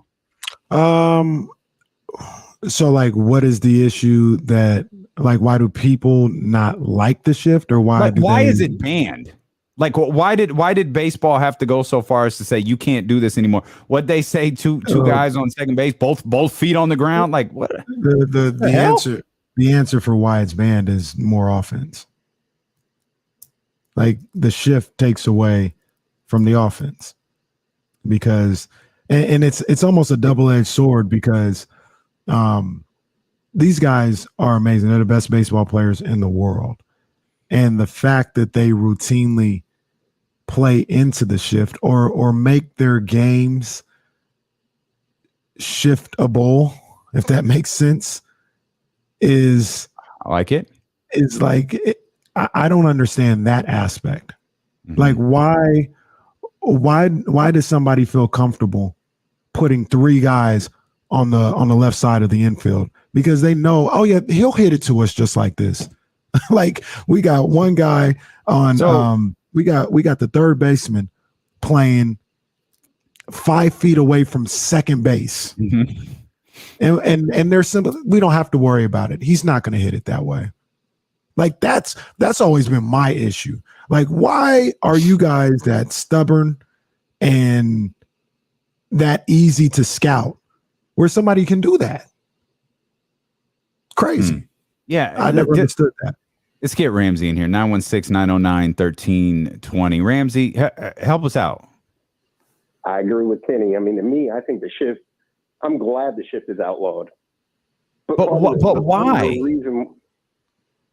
Because putting three players on one side of the diamond is untraditional baseball. Ramsey, are you okay? You don't. No, I'm fine. Okay, you don't sound well. I just wanted to make sure you were all right. Like, okay. So, but this doesn't happen. Like, this doesn't happen a ton, though, right? It happens a lot. It just happens on almost every play now. Yeah. Really? Oh, I don't watch enough. I didn't know it. They even do it now with runners on base. Exactly. Like, they'll let a man lead off first, but they'll put one, like, especially with the right-hand hitter, they'll leave the entire left side of the field, infield, open, including with the first baseman holding on a runner. And the right-handed hitter still pulls the ball. I mean, it's a double-edged sword. I don't like the shift because you have too many people on one side of the diamond, but at the same time, hitters don't adjust and don't hit the ball to the opposite side of the field. Which is embarrassing. That's my frustration, Ramsey. Like, what? Brandon Bell, and I know he gets eviscerated for trying to bunt that one time, but you've got the third baseman playing right at second base, and you've got the other three on the right and left side of the diamond, however you're looking at it, and you still hit it that way? You have everything from second to third wide open, nobody there for feet and yards, yet you still hit into the shift. That's unacceptable. Exactly. That's why I don't like the shift. I'm glad it's outlawed, but some of the other rule changes I don't like. The pitch clock, to me, makes no sense, and I really don't like the new rule that they're coming out with next season about the whole kickoff move and the throw over. There's you can only throw over twice. Right. That's stupid because that's non-strategic baseball. Yeah, I agree. Thanks, Ramsey. I appreciate you. I guess I didn't realize the shift happens as much as it does. Every single batter. Hey, like I said, I'm Captain Casual. You gotta walk me through this sometimes because I can't sit through those games. But it's I've never noticed it that way. I think as we've talked about this, I absolutely put more of the frustration that I have on these players. Like, how do you let that happen? That's what I feel like too. Like, if it's a strategy, it's your job to adjust. But I'll tell you why they don't, because nobody cares about batting average anymore. Nobody cares about on base percentage. It's all about home run or I'm a strikeout, whatever the case may be. And that's also something that I hate about baseball, because Ramsey was talking about traditional baseball. Nobody plays traditional baseball anymore. If we were playing traditional baseball, we'd have base stealers and sacrifices and all this other stuff. And that's not what anybody's doing. So I don't like the rule change just because it takes the players off the leash, or off the hook, excuse me, as far as like being able to like adjust their game and think the game and things of that nature. It's whack. We'll come back. Stilo and KC brought to you by McQueen and the Violet Fog, the smoothest gin in the world, handcrafted in Brazil. You'll never guess how the Lamar Jackson situation ended. You'll never guess. Sacramento sports leader, ESPN 1320. Yeah, that's dumb. They messing with the game, man. Right. Yeah, man. I don't know. The one thing that I hope they didn't mess with is the extra inning rule. I like the extra innings. I actually really like the extra inning rule, and with having the runner on second in the 10th inning, or every extra inning. And I think it helps speed up the game. I think it also brings in a level of strategy into the game. And I know they had talked about getting rid of it they talked about getting rid of it this year, and they said, let's hold off for a year. I hope they don't ever get rid of it. I like the runner on second base extra inning.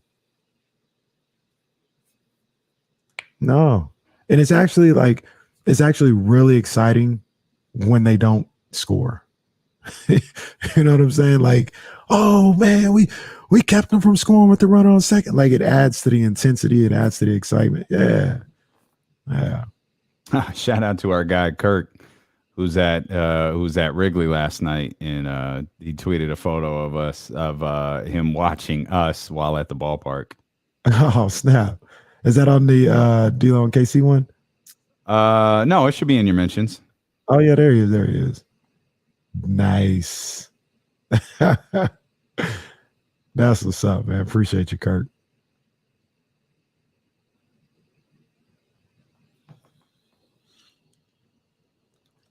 I love that Trysta does like 50 radio hits, but promotes the hell out of ours. Yeah. Oh, good. Yeah, because I've definitely been knocking those out.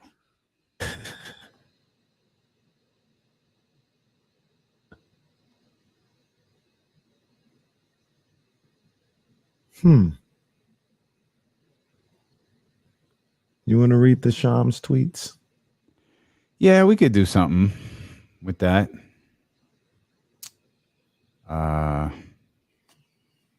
Okay.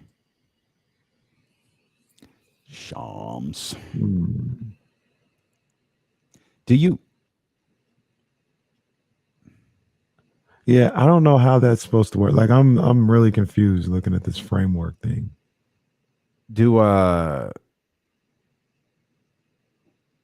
I hate that these things are so damn long. Do we have a game day intro?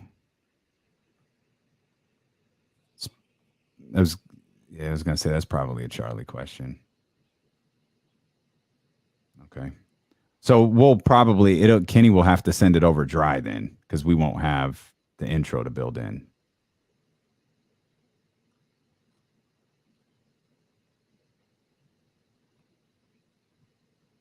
Okay. I'll CC you in it too.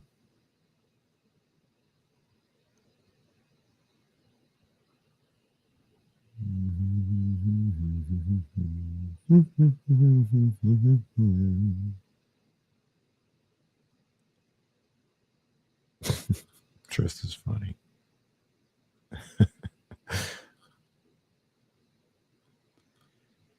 Oh, let's see. Trysta.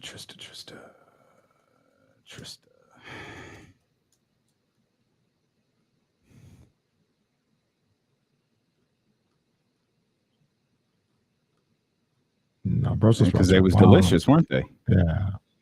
See, They are bomb. they got to be cooked right. As long as they're cooked right, they're marvelous. Jazz bodies Brussels sprouts. Like, I love when she makes Brussels sprouts.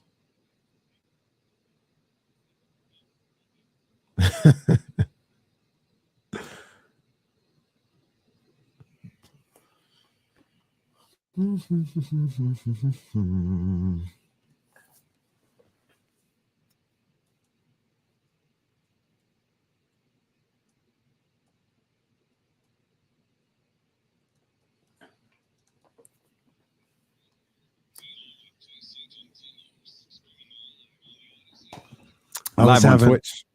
Oh, my bad.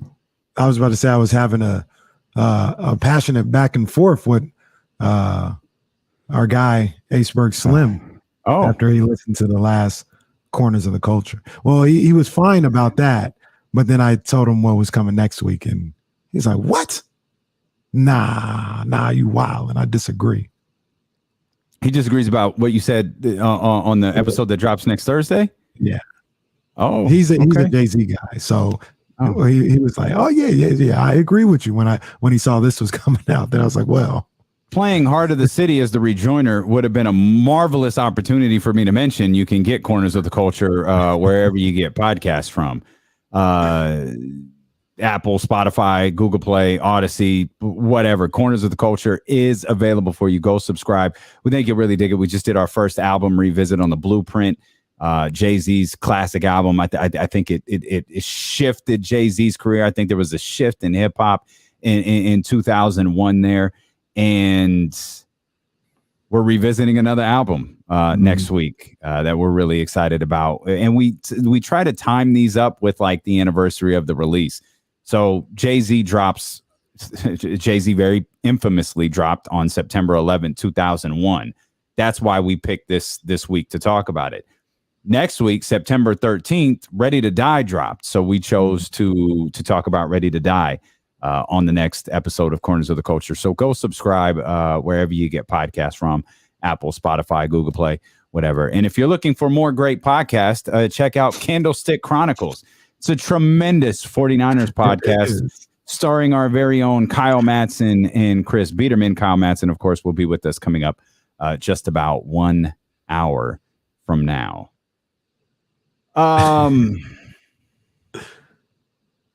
Shams tweeted some details about the NBA in-season tournament. I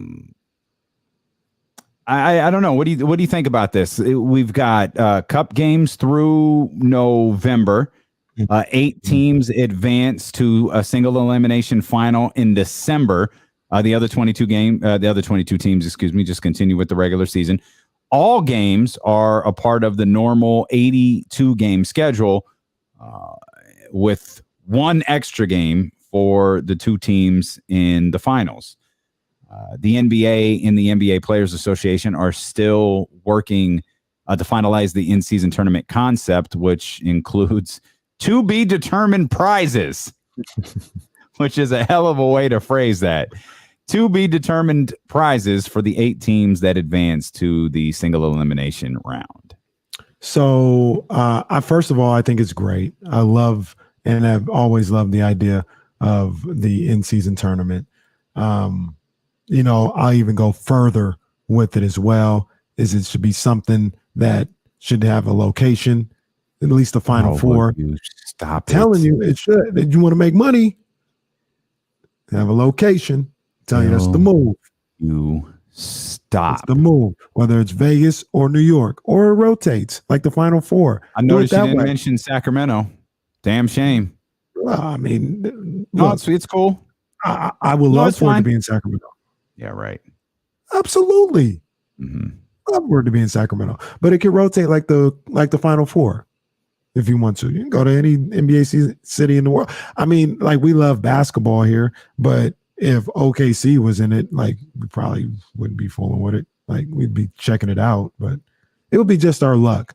If it rotated and it was the Final Four, we'd get like OKC, Minnesota, like all these random boring teams with no stuff. We could never get the big wigs to come through, but I think it's a great idea. The only thing that I need more clarification on is I have no idea how this works. And I know they set the framework, so they'll give you more details. But if you're having a single elimination tournament, how is it part of the normal 82 game schedule? I have no clue. I was wondering the same thing. That one doesn't add up to me. Unless you have floating opponents for the month of December, where like you have you don't. I have no clue. Yeah, I have no idea. I don't know. The other thing is, and I'm sure they'll figure this out too, is how do you determine the 8 participants? Well, I think that would be by record, right? Because record the cup that games, year, I guess. I mean, that would make sense games too. Played. Right. That's what I'm saying. So if the Kings and they're saying December, you're getting like, I don't know, 13 games. So the top 8 records after 13 games. Well, it'd be more than 13. What you get, about 14, 15 games a month, right? Yeah, and but you'd get a handful in October too, wouldn't you? No, this season starts October 19th. A handful. So you got 25 games. I mean, that's a good chunk to determine 8 teams to advance to the. Yeah, that's fine. I have no problem with that. But I just didn't know if they were going to do it that way or based off of the previous season. So the Kings can be the first ever team to win whatever this in-season tournament is going to be called, and the NBA championship in the same year. It's never been done before. They're going to be the first, and Summer League championship. Would we? All in 1 year. Would we? Well, that's already past us, though. We didn't win the Summer League championship. We'd win whatever year to complete the Tiger Slam or the Serena Slam. We do whatever we need to do. So when we won the in-season tournament, then we won the NBA championship, then we know, we're going to get that Summer League championship. Okay, I got you. That's how we'll go. I got you. We'll send De'Aaron and Davion and all those guys down there to ensure playing Summer League to ensure that Sabonis down there in Vegas to ensure the Kings win the Summer League title. I guess top 8 records. I don't know. I don't know. And that's fair. Yeah, that's fair. I think it's top 8 records dope, regardless of conference. Yeah, I think so. Regardless of conference, that'd be dope, man. I'm looking forward to it. Now I really want to see more details when they figure out exactly how they're going to make this happen. But who do you think they name this after? I was just about to ask you the same question. And the But WNBA is called the Commissioner's Cup. my first thought was David Stern. That's funny. That was mine because I was like, well, they're not going to do Bill Russell. Right. They just retired Bill Russell's number league wide. They're not, and they already have the Bill Russell MVP NBA for the finals. Yeah. They could do Jordan,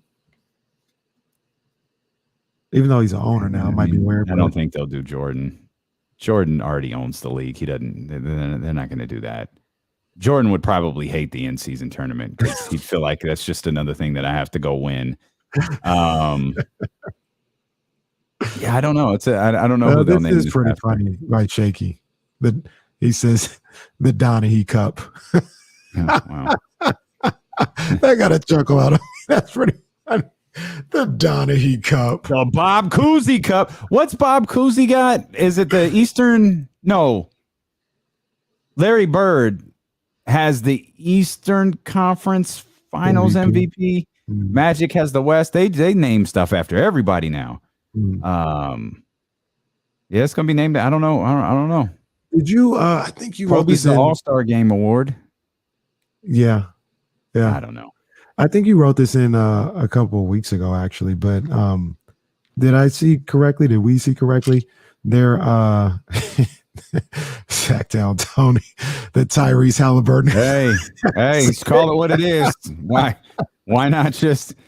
Why wait? Let's just call it. Let's just call it now. The Tyrese Halliburton Classic. That's funny. Where the G League is going to do the Elam ending. Yeah, I saw that. You really like that. The Elam ending is perfect. You want really that is. like in all 82 games. See, but here's the thing. Like there is no argument against the Elam ending outside of gambling. That's it. Everything else, it is perfect. And I'm a traditional guy like Ramsey is with baseball. I don't know if I'd want that in my NBA, but the Elam ending is perfect. It is a perfect way to conclude a basketball game. It's flawless. There are no holes in it at all. It is. Are there holes in just playing 48 minutes? Yeah, because then you've got the fouling at the end of games. You've got blowouts. Like Kings up by 30 at the end of the third quarter. What do we need to play the fourth quarter for? See, so how do you more points? That's so dumb. So That's dumb. How do you measure records moving forward? What do you mean? You lose minutes. I mean, that's an extreme case. Like for the most part, you'll be playing about the same. Like think about the All-Star game. Does the All-Star game look any different because of the Elam ending? They actually do too many points, and I know why they do that because of Kobe. But 24 is a lot. Like it should be like 7 to 11 points. No, it's fine. So it's that's fine. Generally how it would be. Like it's also the All-Star game.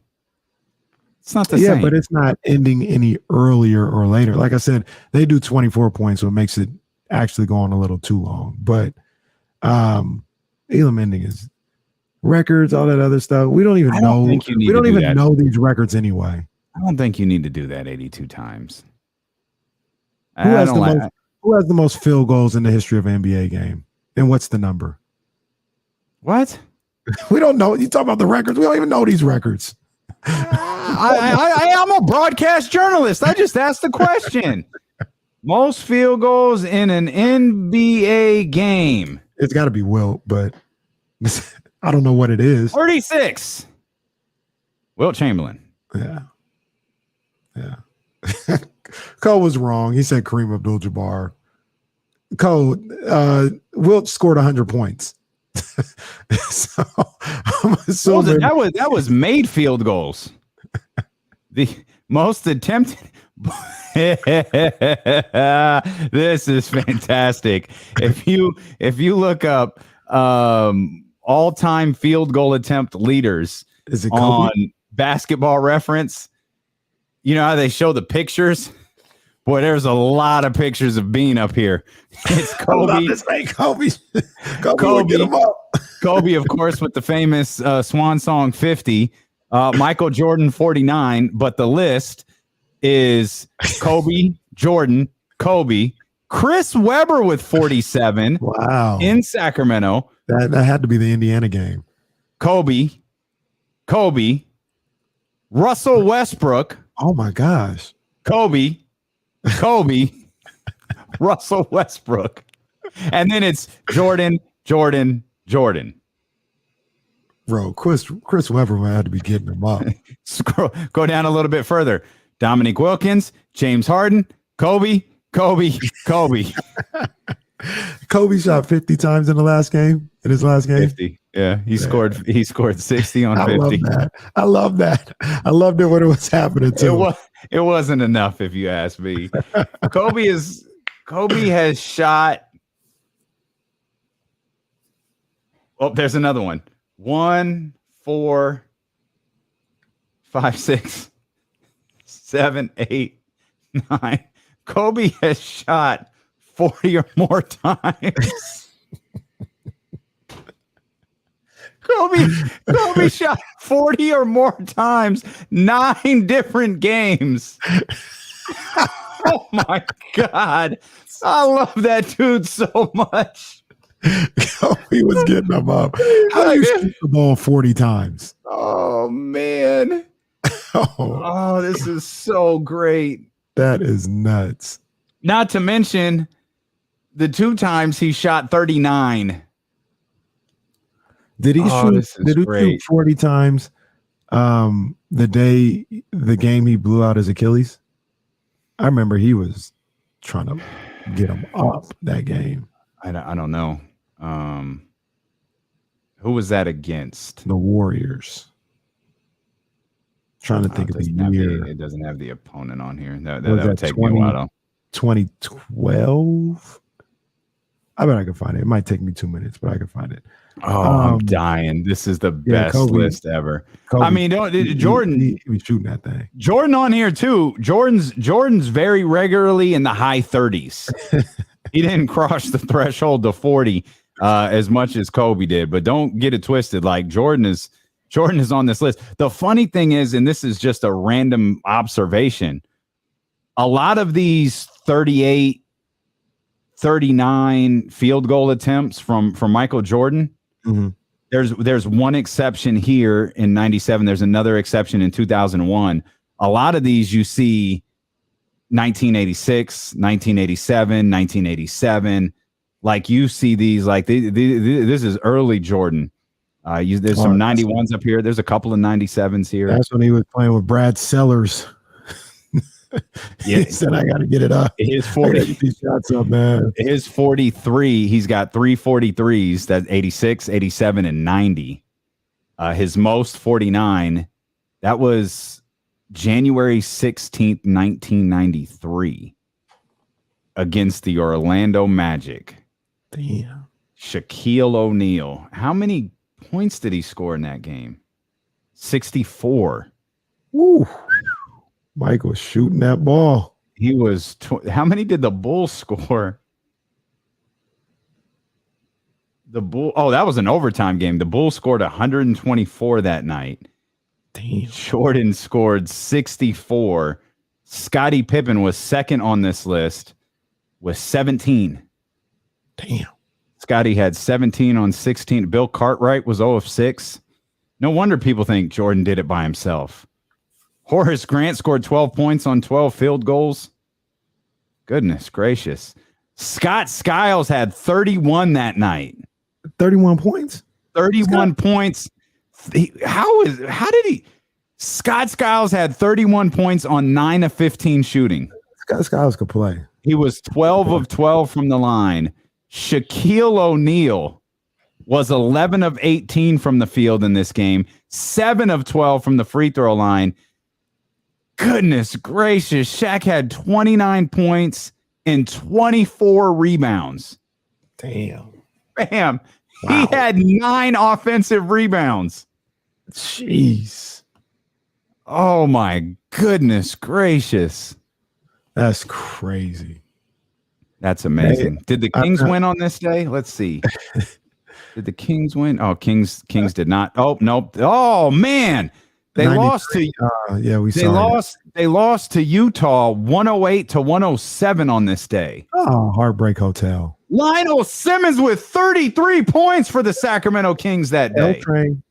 L Train. Anthony Bonner 19. Mitch Richmond had 16. Man, got beat by the Utah Jazz though. Karl Malone had 30.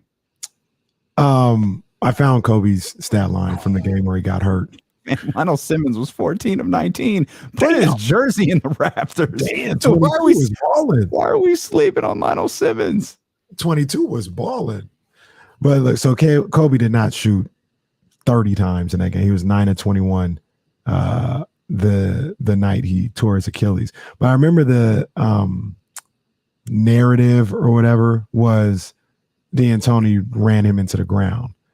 And they were fighting for a playoff spot.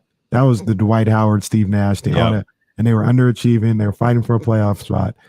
Look at these final, I'm not going to count right now, but look at the minutes Kobe played at the end of this season against the Kings. 47 minutes, 37 seconds. 47 minutes, 4 seconds. 42 minutes, 32 seconds. 47 minutes, 20 seconds.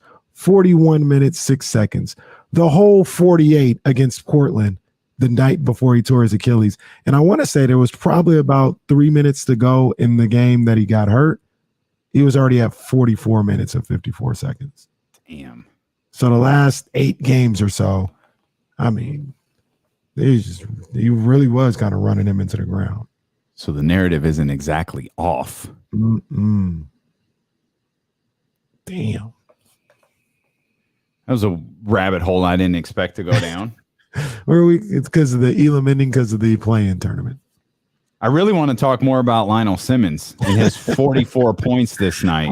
How much did he average that night? Or his 44 minutes, excuse me. In 1993, Lionel Simmons averaged 17.9 points per game. Wow. Nope, not a career high. His rookie year, he averaged 18. Wow. L Train, the story with him 18 and 8. The story with him though is he got hurt, didn't he? That's what kind of, not saying he would have been great, but he started to deal with injuries. I think started to happen. It derailed quickly. Yeah, you're 100% right. He played his game totals are 79, 78, 69, and 75. That takes you to the 93-94 season. In that time frame from his rookie year, those 4 seasons, 18, 17, 17.9, 15.1. Those are his averages. From 94 to 97, he played 58 games, 54 games, and 41 games. His average points per game never got above 5.6. I ain't gonna lie to you. I was locked into the Bulls at that time. Young Kenny Caraway was locked into Mike. I ain't gonna lie to y'all. No, I was locked in, but this squad gives me the warm and fuzzies. This is Lionel Simmons. This is Mitch, and I mean Wayman Tisdale, Walt Williams. Antoine Carr isn't on this squad. I remember I went to a game and Antoine Carr had a breakaway, had a nasty little rock the cradle dunk in the open court. Spud Webb was on this one. Yeah, Jim Les on that team? No. Pete Honeycutt? Wasn't that Pete Honeycutt? No. I used to Coswell, Randy Brown. Randy Brown. NBA champion Randy Brown. Man, don't get me started on Randy Brown. Was he trying to wrestle the ball away from Michael Jordan? Yeah, he was. That's what I always remember Randy Brown from. He's like he's trying to take the ball away from Michael Jordan after they win one of the championships. So I always had beef with Randy Brown. I've moved past it now, but do you want to elaborate? Yeah, we got Cash Caraway's picks coming up here in a minute. Oh, yeah, Trysta Krick, top of the hour. What is your beef with Randy Brown? So when I was a young Kenny Caraway, I used probably 7. No, I think I was more about 10, 11 or so. All right. Actually, I know exactly. I was about 11, maybe 10, because this was 93, 94. Maybe 94. I don't know. Brian Grant was there. Let's put it that way. It was his rookie year. So I used to do the after school program at the Ray Robinson Oak Park Community Center. Shout out Daryl Roberts, and been knowing Daryl forever. And I remember one day I had to go. It was a holiday for some, but not for others. But nobody was going to be there. And I was like the only one that got picked up from school and had to go. I was like, this is going to suck, man. Like, nobody's there. I don't want to go. I wish my mom would pick me up so I didn't have to go. But I ended up having to go. Nobody was there. But it just so happened that was one of the days where the Kings came in to practice at the Salvation Army. Mm-hmm. And I was the only one there. Like, nobody even knew what was happening. It was always pretty random, at least to us, that would happen. So I'm like, oh, snap, this is the best thing ever. Like, the Kings are here. I kind of watched practice as much as I could through like the windows of the doors. And it was cool. So then they were all coming out, and 10-year-old Kenny, like, man, I'm trying to get their autographs. So everybody came out, signed my little piece of paper, signed my Brian Grant. That was my guy at the time. Shout out 33. He signed it, whatever. And even Mitch signed it. All of a sudden, Randy Brown come out. All right, Randy, can I get your autograph? And he goes, nah, man, I'm not signing autographs today. Like, you Randy Brown, bro. What the hell are you talking about? You better be asking me for an autograph. Like, you better jump to somebody asking you for an autograph. And yeah, I didn't forget that for a long time. Still got beef though. I'm over it now. I'd hold on to it. I'm over it now. I'd hold on to it. So I was like really mad when he tried to wrestle the ball away from Michael Jordan. Yeah. I was like, get off of him, Randy. Get off of him. Cash Caraway's picks of the week's coming up, plus Trista Krick. I was waiting. I was waiting. Oh, okay. I mean, I can see you. Like I can see you. Go ahead. You ready for it? I'm ready. Like you can stall as long as you need to, or we could go to commercial. I don't know how many pages you got over there on that damn board. Just press the button.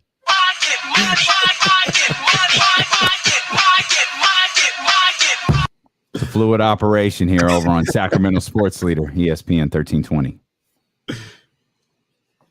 Yeah. Oh man.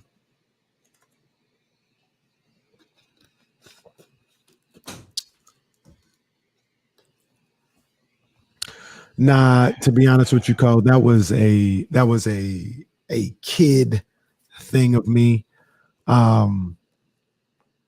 I don't really trip off people who don't sign autographs now. Like, you don't know what's going on. Like in that particular case with Randy Brown, I don't know what happened to him that day. Like, he could have had the worst day ever. And like me being a kid, or my mom feeling that way or whatever, we just totally disregard that they're like human. And like I said, you don't know what's going on with them that day. So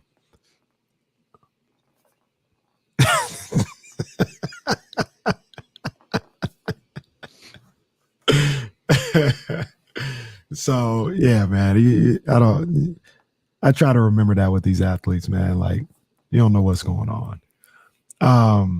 The thing that did frustrate me though was I was the only kid there. So if it was like a swarm of people, I would have been a bit more like, yeah, okay, I understand.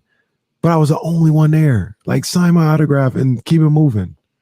I was pissed for a long time.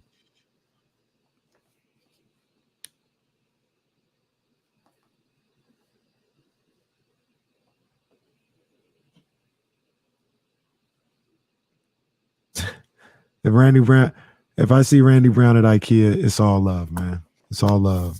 My man, Randy Brown. I moved on, Randy.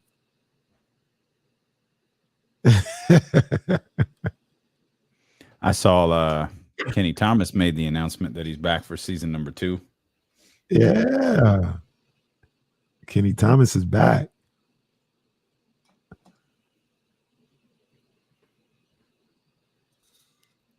We got to get Kenny Thomas on the show. just because.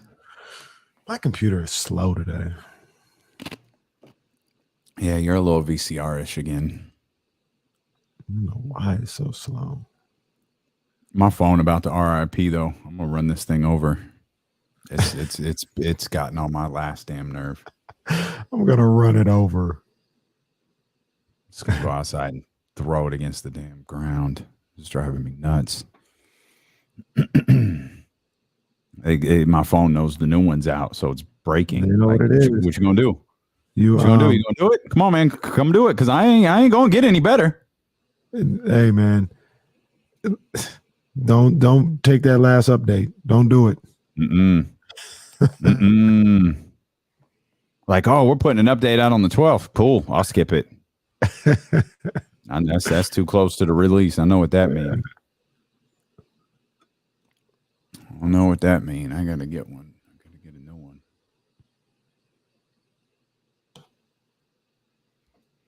one. I get money. Oh, we forgot to talk about Lamar. We'll get to Lamar. What was the kid? Where's my BetQL stuff? I think the over-under for the 49ers game is super low. Yeah, it's supposed to rain. Oh, that's right. Good call. It's supposed to rain. Good call. They send that damn thing every day. Where is it? Oh, fantastic. They've moved my... Yeah, this is not spam. What are you guys doing? Now, see, here's a perfect example. Roddy, this is a funny story. Chris Mullen is like the nicest human I've ever met. That's an athlete. He's super nice and engaging. So we don't know what was going on that day, Roddy.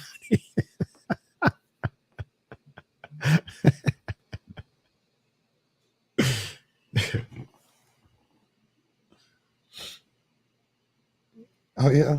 I like Nate Robinson. I almost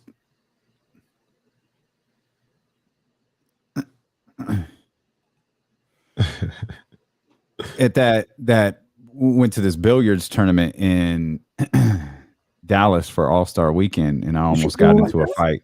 Huh? You shoot pool like that? No, I wasn't in it. Oh, I thought you was in it. Kara was in it. Yeah, I almost got in a fight with Nate Robinson's partner. Hold on, Kanye came on. I didn't. It's a true story. With who? Jesse has said he had met Nate Robinson at was it Great America or Six Flags, whatever. And I was like, yeah, I like Nate Robinson. I almost got into a fight with his billiards partner at this tournament in at All-Star Weekend in Dallas.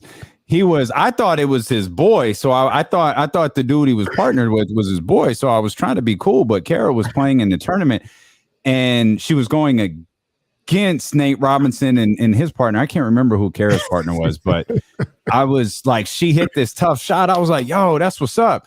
And dude said something to me. It's like, you're over there being a cheerleader. And I'm not going to repeat what I said, but I'm like, yo, who are you talking to?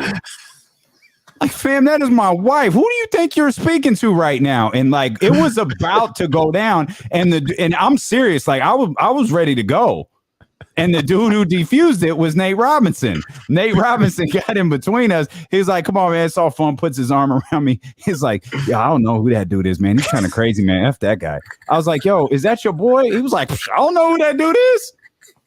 So Nate, they wound up finishing the tournament. Nate hung up, he wound up hanging with us the rest of the night. That is hilarious.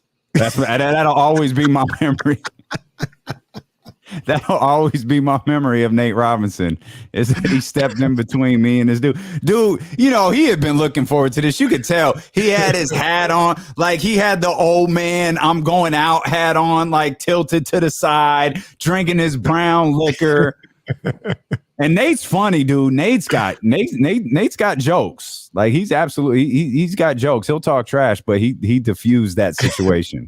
Damien reminds me of what's that Jeezy line, and I think somebody used it as a sample.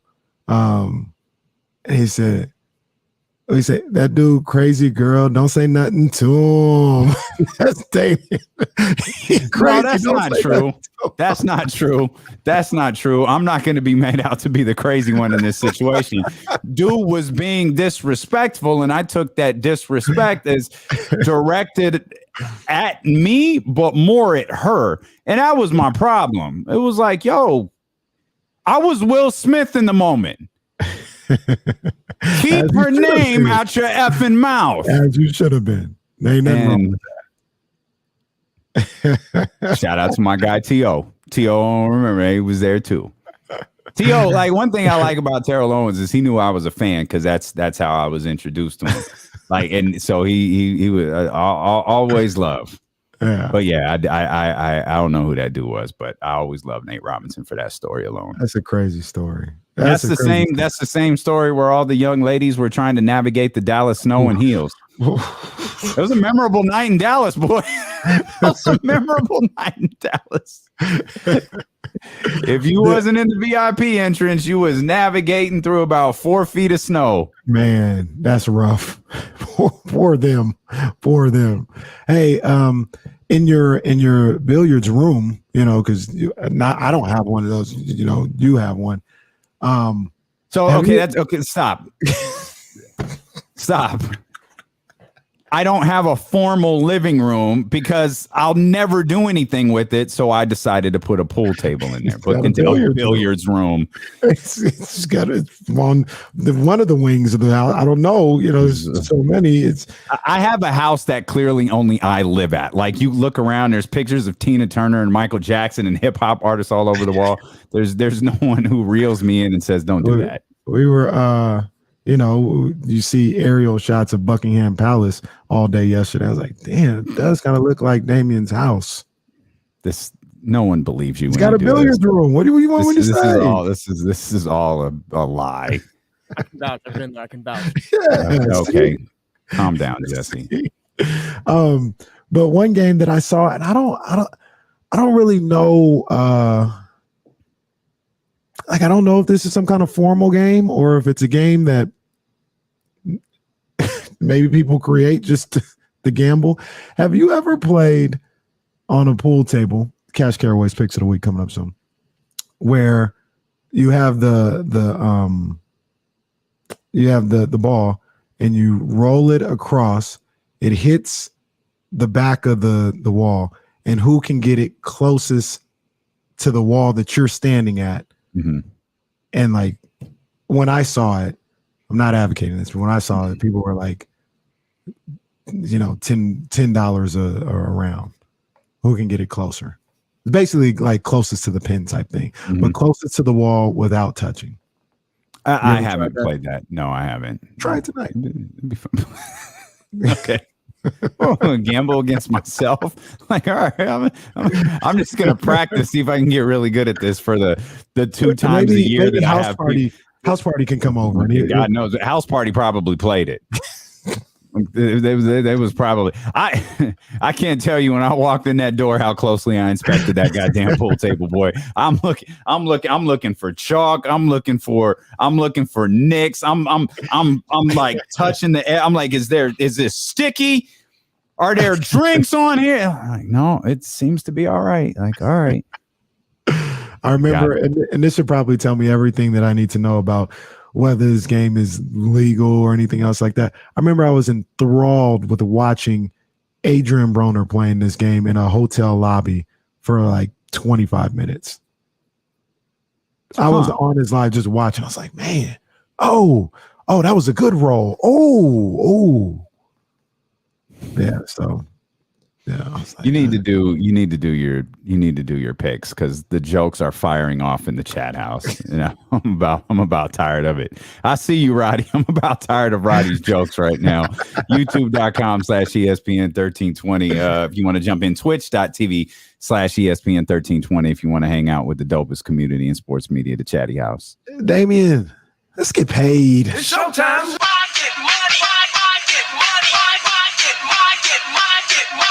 Hey, cash, homie. You already know what it is, man. We getting paid out here with Cash Caraways. picks of the week. Now, Damien, last week, we had a lot of people talking about, Why don't you turn the music up a little bit louder while you're at y'all can hear me? Y'all can hear me? Okay, let's pull down. Let's pull down a little bit. There we go. Turn the music up in my headphones. I need more snare. Last week, the people were talking about, San Jose State.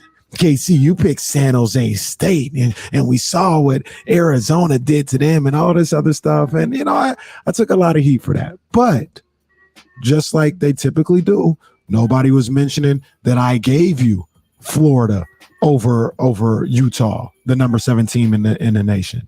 I gave you that. Nobody was talking about I gave you Arkansas over Cincinnati. I gave you that. I ended up going 2-1. So, I'm humble hearts around here. I'm just trying to make sure that I once again give the people what they want. I'm on point. And I got some games for you this week. Okay. The first game I got, this is a blue blood special, as you like to call it. Alabama's going to Austin, Texas to take on the Texas Longhorns. And I remember I went to Austin one time, and I can never get it out of my mind. On 6th Street, it's just nothing but bars and all this other stuff. I was like, man, can you imagine this during the heyday of Texas Longhorns football? Like it had to have been crazy. And I think it's going to be crazy this Saturday with Alabama in town. Has nothing to do with the game because Alabama is going to backhand Texas. The spread is 20.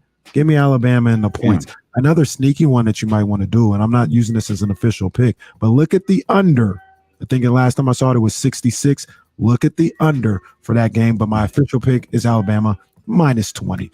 Secondly, Wake Forest, they had a nice little win last week in week 1. They're on the road against Vanderbilt.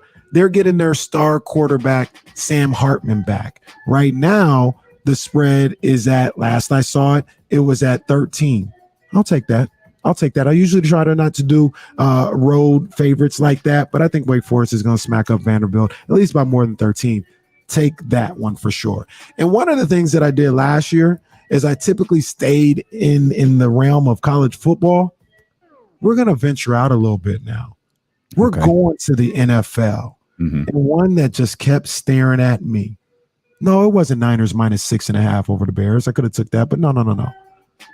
Jesse, shout out to you, my brother. The Dolphins are a 3.5-point favorite against the Patriots in their opening week game, where the Dolphins are just going to be running out there crazy, ready to go. Yeah, give me the Dolphins in that one. Minus 3.5. So the Cash Caraway picks of the week: Alabama minus 20 over Texas, Wake Forest minus 13 over Vanderbilt, and the Miami Dolphins minus 3.5 over the New England Patriots. Book it. I thought you were going to hit the button. Every week I wait for you to hit the button a second time, and that's I guess that's my fault. I better stop waiting. No outro. I better stop waiting for you to be this. Hit well, that's what I was waiting for. Next week I got you.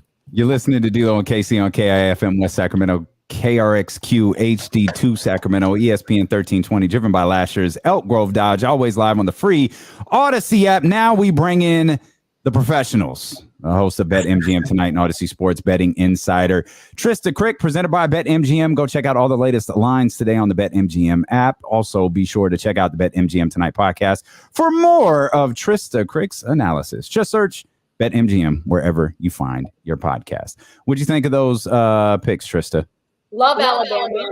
Love Alabama minus 20. That's an all day. There is no number high enough for me to not take Alabama. Like, they are going to smash everyone, pretty much everyone across the board. It's a night sleep mask scenario for whoever's in their way.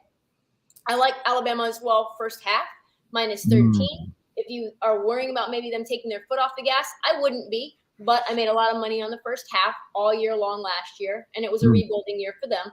I also like the under. I don't know that necessarily Texas is going to be able to score that much. Like that pick. Been on the fence about Wake Forest, because I don't actually know if Sam Hartman is, like, they say he's cleared to play, but is he going to play? So I'm a little bit nervous about that one.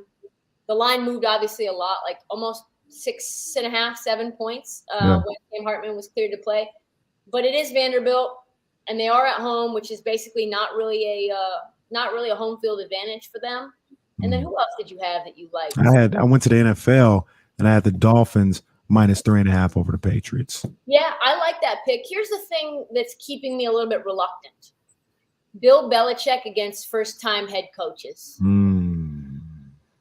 I was thinking about that. I was thinking about that as I made my picks this week. So the trends for him, and I really like Mike McDaniel a lot. I think that team is going to be cooking. I think that defense is going to be really good. I think that roster is much better than the Patriots. What we also know is that the Patriots are now working on a new scheme, right? Their zone blocking scheme is like a thing that's getting these offensive linemen a little bit tripped up. That's why training camp, all the stories haven't been great. Mac Jones is confused. They're moving guys around the offensive line. That should give you some level of confidence that Miami's going to be ready to go and they're going to be able to get after Mac Jones. But they might just run the football with Damian Harris and Ramondre Stevenson. They might just do that. It could be an ugly game. I really just don't have any feel for how this Patriots team is really going to look. I would be more interested in taking like Dolphins money line and the total. Some variation of those two on BetMGM. You can kind of do the win/total tab. That's a new tab that they have up. And that allows you to take the Dolphins just on the money line without having to pay, the minus 150 juice that it might be in order to take them just straight up. See, that's what a pro does right there. You see that? That's what a pro does. I'm getting there. Like I said, I'm gonna keep stacking these wins. I'm gonna just keep stacking these wins. That's all I can do. All that matters, Kenny. Me and you are the same. I just have a 4-hour show, but we're the same. So you know what my Achilles heel is I'm mostly betting favorites. Like usually if I'm going like with the underdogs, I gotta feel they can win the game. And the professional bettors, they don't really worry about that, right? They're like, you probably won't win the game, but you're gonna lose by less than 13. You know what I mean? See, that's the hang up that I usually can't get past. So in that just a little bit of like information about week 1 underdogs, they're covering at like 62% of the time and by almost a field goal. So look at that with teams like the Steelers and, what Mike Tomlin always does and how he gets ready. And he got embarrassed against the Bengals. And I've gone back and forth with this game because I think the Bengals are obviously the more talented team. They're at home in the jungle. They just went to the Super Bowl and lost. They got better on the offensive line. I don't know who stops Jamar Chase, but the Steelers invested a lot of money in the defense, a ton of money in the defense. And so they're going to try to get after Joey Burrow. And I feel like there's going to be some level of extra planning for this one. So I kind of like the Steelers plus 6.5, even though my brain says that the Bengals should be able to stomp the yard. I did go with the underdog in Florida and Utah. I gave you guys that last week. Remember that. I went with the underdog. Yes, you did. They won out. Did you run anything last night? Did I run anything? Yeah. Did you lay anything on last night? Yeah, I had Rams over 9.5 first half, which boy, that was a sweat. I went to the restroom and then I think they kicked that field goal with like 4 seconds left to go. It was very much in doubt. I had Josh Allen over 6.5 rushes.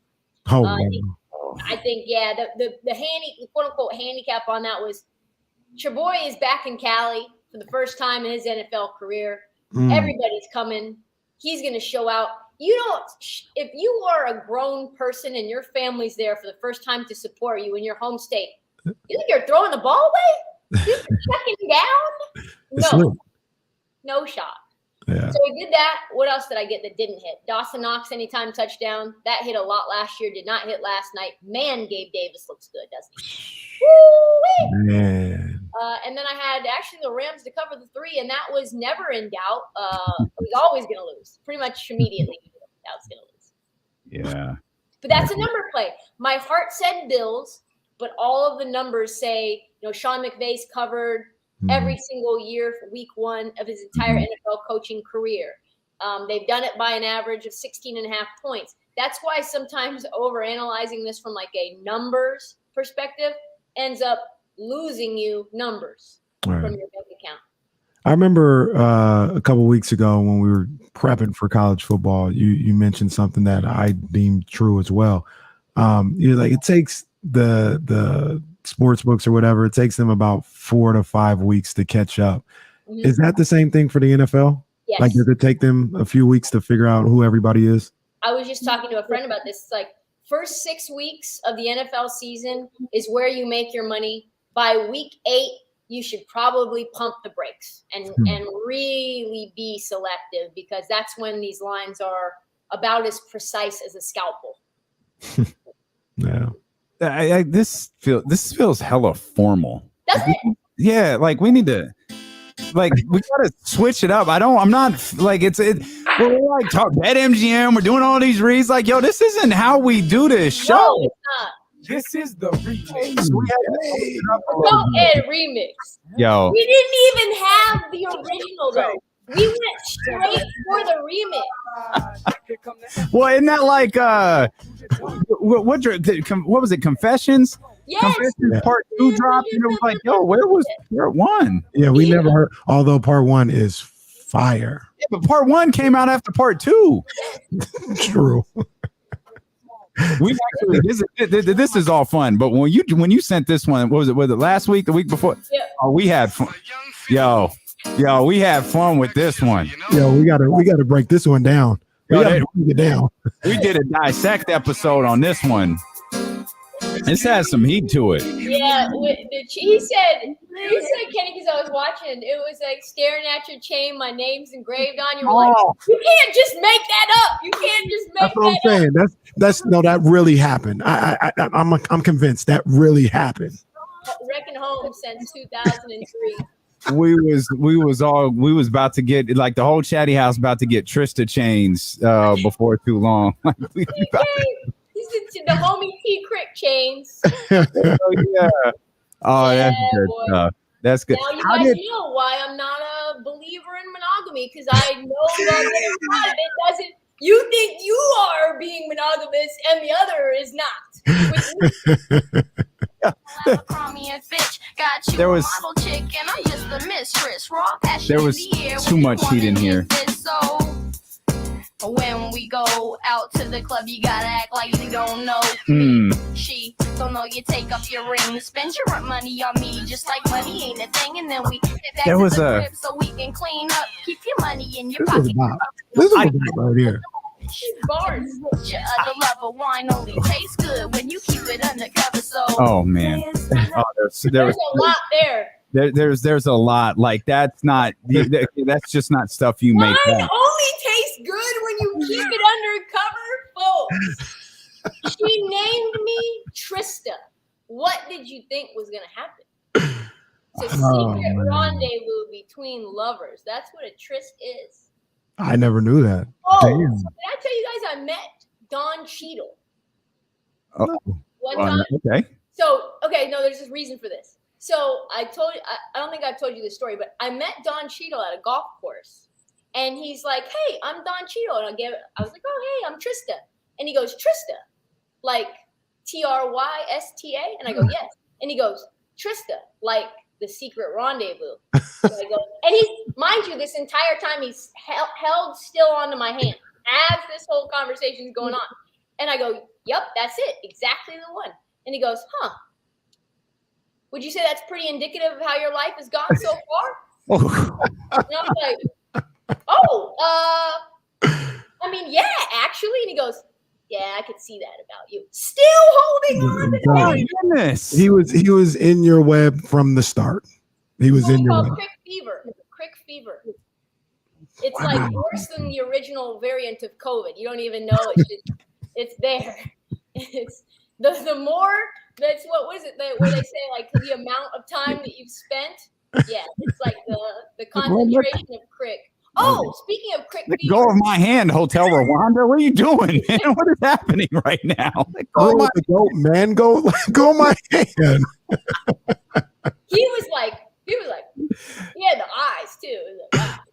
I was very flattered because Don Cheadle. But no doubt.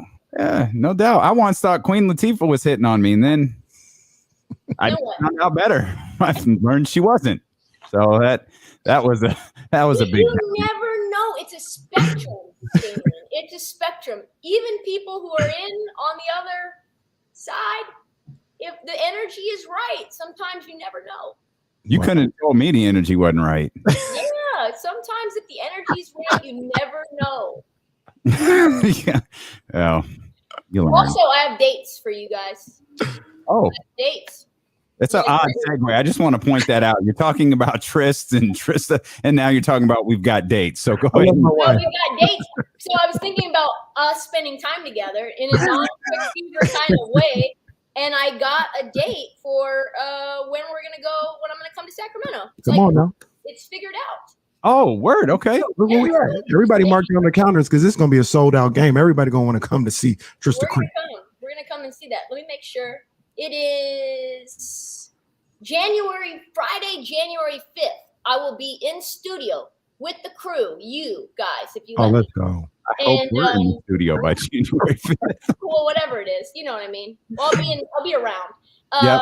Lakers Saturday, January 7th.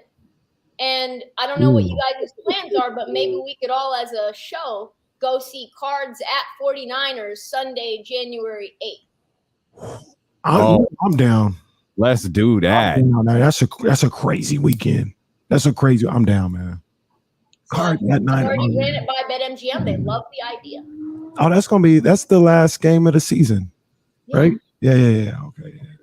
Oh yeah, that's locked in. That's a done deal. Trysta Krick will be here for the Lakers and the Kings. Ooh-wee. That's gonna be lit too.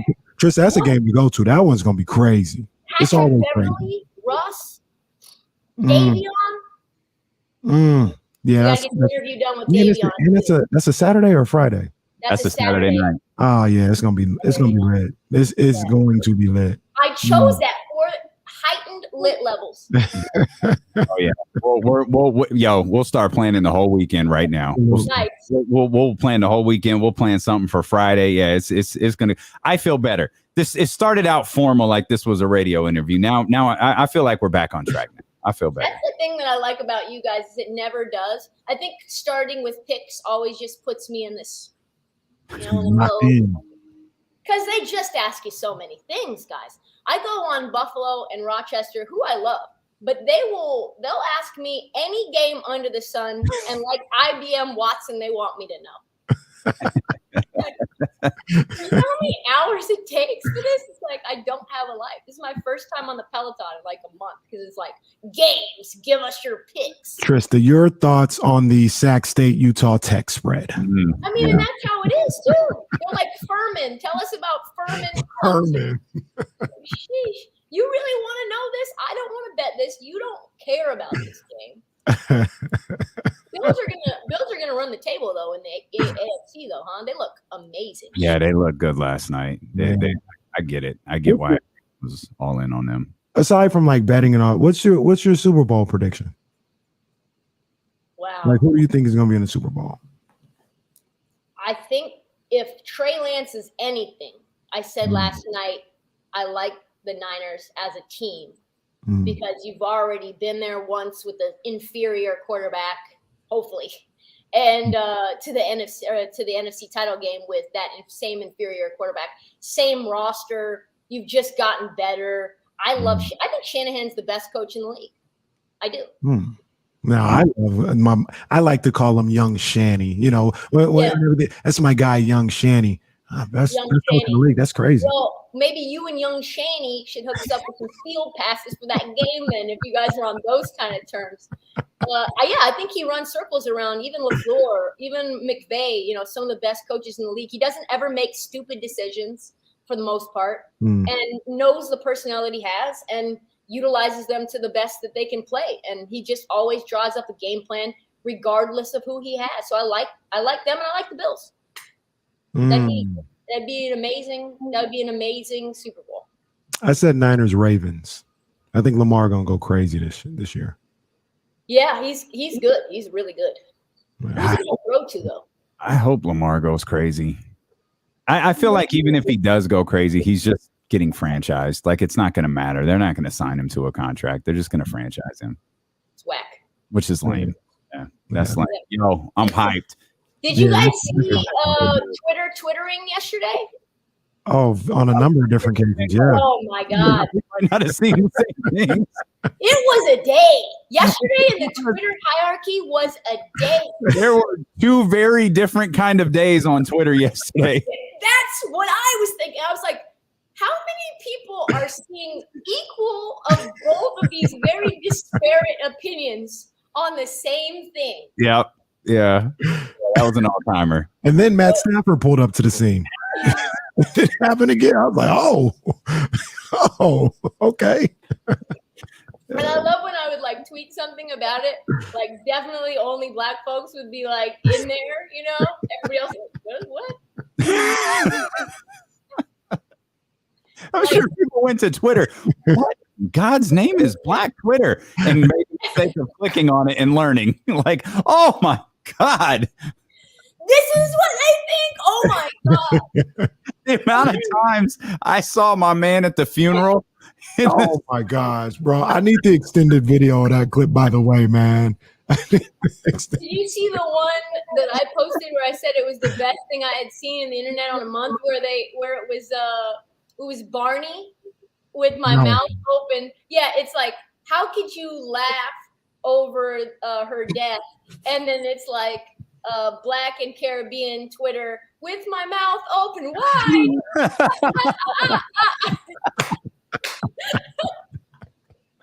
Yeah, they've said it forever. There are two different Americas. There are two different Twitters. Oh my God. Absolutely. And one is way more funny than the other. Somebody was talking about, this is why Twitter gonna live forever. TikTok can't do this. You wouldn't be able to find it. There would be no way to share it. Oh, man. Oh my God. And then watching CNN or whatever, like local news with the perspective of like that other, just like, what is this? Felt like they were completely oblivious. Like, no, we have no idea that this went down. No diversity in that newsroom. No. We're like, hey guys, like maybe we want to like, I don't know. Settle down just a little bit. Can we maybe settle down? There are some other things that happen, so maybe we shouldn't just like praise like that. But yeah. No, they're like, no, just no cognizance of it at all. There's some really good Matt Stafford gifts out there, though. Oh man, Matt Stafford out there. when you got Matt Stafford and Cooper Kupp and Allen Robinson, and you put them all in oh damn. They're like, wait, what? You think that? Oh God. That's a win. You're the best, Trista. You're the best. January 5th. It's like a tour dates, man. Now this is like tour dates, man. January 5th and 6th, man. Come on now. 5th. I'll be in January 5th through January 8th. And it's just, I have no other plans but y'all. So let's get go. We got involved, just Sacramento, pull up, whatever. I'm here. We'll bring Kyle with us to the 49ers game. Yes. That sounds like a great time. I'm in there. January 5th, Lakers Kings, January 7th, Cards at 49ers. Let me know what I need to do and what you guys are going to do so that we can make sure that we're cohesive and collective. We'll take care of everything. Awesome. Yeah, just bring yourself. That's all you got to do. That's exactly the answer I was hoping. Yeah, Damien's got all the answers on all this. Listen, and make sure Hammy pulls up too. Yeah. Put him in the bacon. James will definitely be there. The first one there. Yeah. Thanks, Trista. All right. See you guys. Thank you. All right. That's Trista Krick, the host of Bet MGM Tonight and Odyssey Sports Betting Insider. Go check out all the latest lines today on Bet MGM as we welcome in our good friend, Kyle Madson, the other half of Candlestick Chronicles. I don't have your 3-person note card, which makes sense to absolutely nobody listening to this except for me. But I'm talking myself through this. What's up, man? Chilling. I feel like I haven't talked to you guys in 6 months. It's been a minute. I know, man. It's been a hot minute. You It's guys you brought in the better half of Candlestick Chronicles, and now you don't need me anymore. No, that is not. Not I was true the at one. all. I was the one who canceled last Trust- week. Well, look, trust me. I don't think that's true at all. We absolutely need to hear from Kyle Madson every week. Yeah, I'm gonna be here. Every I'll be week. here. I do want to mention this before we get cooking. Cooperage Brewing Company next Friday. I've learned the start time is now 8 p.m. ish. So for all those who I think they're just giving me 4 hours to get down there is ultimately what I think it is. So here's the deal, man. Like I'm getting an Airbnb down there. We're checking in the Airbnb at like 3:00, and then we'll pull up at some point. Like we're just gonna start talking around 8 or 8:30. Oh, okay, very good. Yeah. So we'll be over there. 8:30. That's about the time Damien has his chocolate chip cookies. It's almost bedtime at that point. Bring them. I may very well may do that. Hanging out on the stage eating cookies. The Candlestick, try me. Candlestick Chronicles beer and chocolate chip cookies, yo, I'm down. It's a live edition of Candlestick Chronicles next week. It is in Santa Rosa, but it's going to be a great time, and I am the least qualified person to be there, so I think I'll just be serving all of the true 49ers insiders and host beers while I'm there. So I'm looking forward to that for sure. Honestly, we're just looking for takes, and I know you've got those. And we need a well-dressed person. There you go. Well, We you got spent that like 10 covered. minutes on a pod one day talking about how you're going to be the best dressed person there. Yeah, I'm bringing the heat. I'll bring it. I can't be out in public on the rare occasion I'm out in public. He's going to be outside. I know Chris mentioned that. That's right. Literally, I'm going to be outside for the first time in God knows how long. I know Chris mentioned this to you. I was listening to the latest edition of the podcast. He said it to us yesterday. He's all in on this 49ers team. Well, he's got the 49ers in the Super Bowl. Trysta, she's all in on this 49ers team. Eric Crocker, he's down for it. Where are you with this 49er squad? I'm proceeding with cautious optimism. If Trey Lance is good, like, I don't think he's going to be awesome week one. I don't think we're looking at like an MVP season. But if he figures it out as the year goes on and can get them to 10 wins and a playoff berth, like, I could see it for sure. Because all it takes is Trey Lance being good by the end of the year, and they're going to be super dangerous. That's still a question mark, though, which is why if I'm betting $1,000, I don't think I'm betting it on the 49ers, because quarterback play is so important. And there are too many scenarios where it's like, yeah, he's fine, but he's not like that upgrade. It's just not getting them quite where they need to go yet by the end of the season. But if you came from the future and told me that the 49ers won the Super Bowl, I wouldn't be floored by it by any stretch. They're really good. I put my money where my mouth was, man. I put a C note. I put a C note on the Niners. I think it was like 14-1 to win the Super Bowl. That's very good odds. Yeah, that's money well gambled. And especially after what we saw last night. I know it's just 1 week. That NFC, I mean, is wide open. It's wide open. And I even feel like with the way the NFC isn't, like, I don't think the Niners, the Rams, the Packers, Eagles, I don't think they're going to be like, we have to make sure we start the season 5-1, else we may not get to they're not going to do that.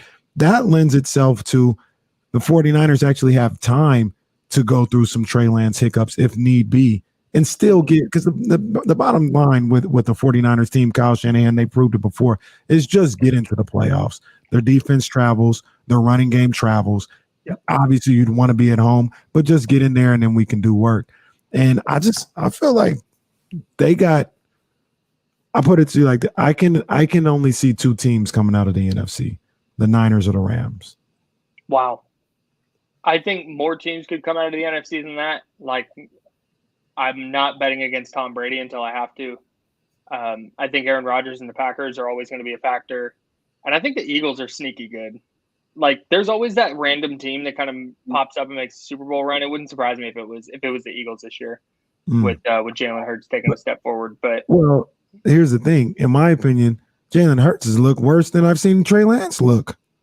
Yeah, at times for sure. But it seems like they started to kind of figure it out at the end of last year. So I don't know. My takeaway last night, my scorching hot, like, week one overreaction, I think we might have undersold the whole, like, Sean McVay flirting with Amazon, and Aaron Donald like filing his retirement papers, and then the Rams going, "Wait, no, don't do that. Here's a bag." And Donald going like, "Okay, I'll play." Like, what if the Rams just got their Super Bowl and are like kind of like, all right, like fine, like I'll go play and I'll go make some money, but like, is Aaron Donald just going to be dominant 20-sack guy again? Is Jalen Ramsey Jalen Ramsey's still going to be really good. He's not going to be as bad as he was last night, but is Jalen Ramsey still going to be like singularly dominant the way he was? I mean, I know he's coming off of surgery and didn't play in the preseason. So, like I said, overreaction a little bit, but it's definitely something that I don't think got talked about enough in the offseason. That's interesting because that's kind of how I feel about Tom Brady, and that's why I'm not super high on the Bucs. It was like, yo, you left. You don't want to play no more. Yeah, dude. And the way this is so dumb because you can't quantify it. It's just me being like, just projecting my own opinions into the situation. But does he not look like he's like the last place he wants to be is Tampa Bay? 100%. Like, there's just like this glazed over look, and he clearly had like a facelift.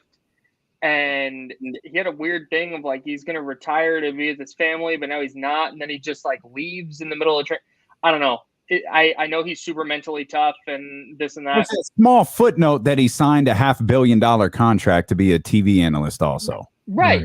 Like there's all these things that are pointing to like, hey, maybe this is the thing. Maybe it's not age that gets him. Maybe it's just like life. Hey, like and he has so many things stacked up. Yeah. I mean, it'd be understandable, but again, I'm not betting against Tom Brady until like I see it. Like, I gotta see it first.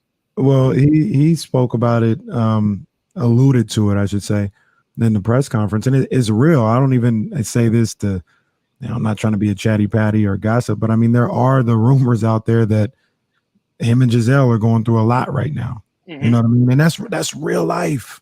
Like, that's real life. That's his family, and like, he's trying to deal with that and handle that. And now I got to go out of here to a game I'm really kind of done with, maybe. You know what I mean? Like, there's a lot going on, man. And I'm a big believer. You brought up Aaron Donald, and Tom Brady's the same way. I'm just a believer. If the thought is starting to enter your head that I'm done, or you had to be convinced to come back, typically that's not a good thing. Like, I would have said it in the 49er sense. Like, if Alex Mack seemed like he was done, the more he kept dragging it out, like, you're not coming back. Like, you're already mentally out of here. And he got out. And I don't know, Aaron Donald is such a special player, and same for Tom Brady. Maybe they can overcome that. But typically with these players, once you start thinking about that and your mind's already gone that place, it's hard to come back from it. Yeah, and I'm not by any stretch saying that Aaron Donald isn't going to be good this year or something, but it was I put a pin in that thought last night as I was watching the Rams. It just didn't look. They look, I don't know. I don't want to say disinterested, but again, week one overreaction. I'm sure they're going to be fine, but I'm making a mental note of it for sure. Yeah, they're not as hungry right now. They got to find a way to make themselves just as hungry as they were last year. Aaron Donald was looking the whole time for that ring. That's what he kept saying. Yeah. I want the ring. I want the ring. He got it. Now, how can you muster up that same type of focus and intensity to repeat or anything like that? It's different. Definitely. Repeating is hard. I mean, it doesn't happen very often. Yeah. Yeah. Are you concerned? I mean, it feels like George Kittle didn't practice today. I can't come up with a scenario where he actually plays against Chicago, especially given the conditions that we're starting to hear about and how notoriously bad Soldier Field is. Yeah. But like, big picture concern over George Kittle? I think that's always kind of a thing. Like, he just plays with a torn labrum every year, and it's in his shoulder. That's nuts. And just the way he plays, as physical as he plays, like, it's always kind of an issue. But he's so important. That's the bigger thing that I think if this was the Super Bowl, I would count on him playing. Mm-hmm. But I think week one in Chicago, Damian, you mentioned the turf and the conditions. I just don't think week 1 they're going to risk like a 10-week groin injury for Kittle, where they've got to go through that gauntlet they have in the middle of the season with it's like the Rams and the Chiefs and the Chargers, like all in a month stretch. So yeah, I don't think he plays. I would bet against him playing. Yeah, just for his long-term health. Yeah, there's no. I don't feel like, and this is kind of what I talked about earlier. There's no real benefit to putting him out there. Number one, against a Bears team that you probably should beat without him. Number two, say you didn't beat the Bears. Your season's not in jeopardy. Like, your opportunity to make the playoffs isn't in jeopardy. But if you don't have George Kittle for 10 games, like you mentioned, now your season is in jeopardy. So take the week or even 2 to make sure that that's all the way healed and exactly where you need it to be. Yeah, and I think that's what they'll do. You want to talk about captains? Not at all, actually. I can't think of a thing that usually I have a pretty good idea as a producer. When something comes down, I have a pretty good idea of like, oh, that's a thing we should talk about for X amount of time. Like, I always say, this is worth a mention. This is worth sprinkling in here and there. Hey, this is a topic. Like, we're talking about this. And when I saw the captains, that was very much like a, hey, let's mention this and move on. And next thing I know, we're talking about it like 3 days later. And it's like, what? Whoa, I missed the mark on this mattering to people big time. We were convinced that we were doing radio wrong. We were the only ones. Like, the tweet came through and it's like, oh, here are the 49ers captains. And then we moved on. I don't even think we mentioned Trey Lance. I don't even think we went, oh my God, Trey Lance is a quarterback. We just went back to whatever we were talking to. And then the next day, so-and-so just spent like 2.5 hours on Trey Lance not being wait, really? Yeah. Go see what Kyle did. Went to Kyle's show. Oh God, we did this wrong. We're supposed to be outraged. We're supposed to have a take on it. Yeah, man. When I wrote about it, I noted that Lance wasn't a captain, but it was like, hey, he's not a captain, but here's why it's not a big deal. Every single player was a star at their position. Every player was in at least their 4th season. And Shanahan said like he was 7th and they kept 6 captains. Like, maybe they just didn't want to put the added pressure on him, and that's why they kept 6. Maybe they're worried about him being benched or not finishing the season. They didn't want to bench a captain. I don't know. I just did not think it was that big of a deal at all. Like, I feel zero different about Trey Lance and the 49ers. And I think Kyle Shanahan said, he alluded to something. He's like, he probably didn't think it was going to be a big deal at all. Like, like it would have, how did he word it? He said something to the effect of like, it would have been a bigger deal if we did it just to shut everybody up. Like, that would have been kind of bastardizing the position of captaincy, just because we don't want nobody. We're trying to hide that, no, he's not a captain. We selected the players, selected the captains. It's whatever. Keep him moving. I think there's so much hand wringing over everything with Trey Lance. Why is that? Chances are because it's a question mark, and he didn't look awesome in the last preseason game. And so it goes from preseason doesn't matter to, oh my God, everything's going to be a disaster. Like I said, is he going to be Patrick Mahomes in year 1? No. But is he going to complete 30% of his passes? No. He's probably going to be game in and game out in the like 55 to 61% range. And they're going to be fine. Like, I think it's going to be okay. Like, it wouldn't surprise me if they go into Chicago and they win 20-13 and Lance goes 15 of 25 for 170 yards and a touchdown and just kind of looks like, fine. Like, I think it's going to be really, on Monday, I just feel like the Lance discussion is going to be really anticlimactic because I don't think anything crazy. But I think it's still going to be happening, though. I don't feel like Trey Lance gets anything out of this game unless he throws for like 340, which we were talking about this. So I don't even, Kyle's even going to put him in a position to be able to throw for 340.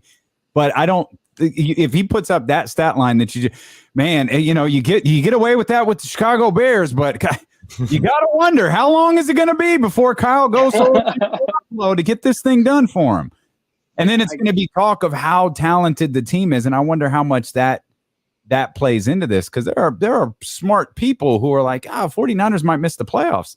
How? They got a loaded roster. Well, it's that quarterback. Like everything in the NFL always boils down to the quarterback. I think it'll obviously get there if they're losing. The thing for me, and you're right, there's going to be reactions and overreactions either way. But I think long term for the 49ers, they're looking at A, are they winning? And B, is he getting better?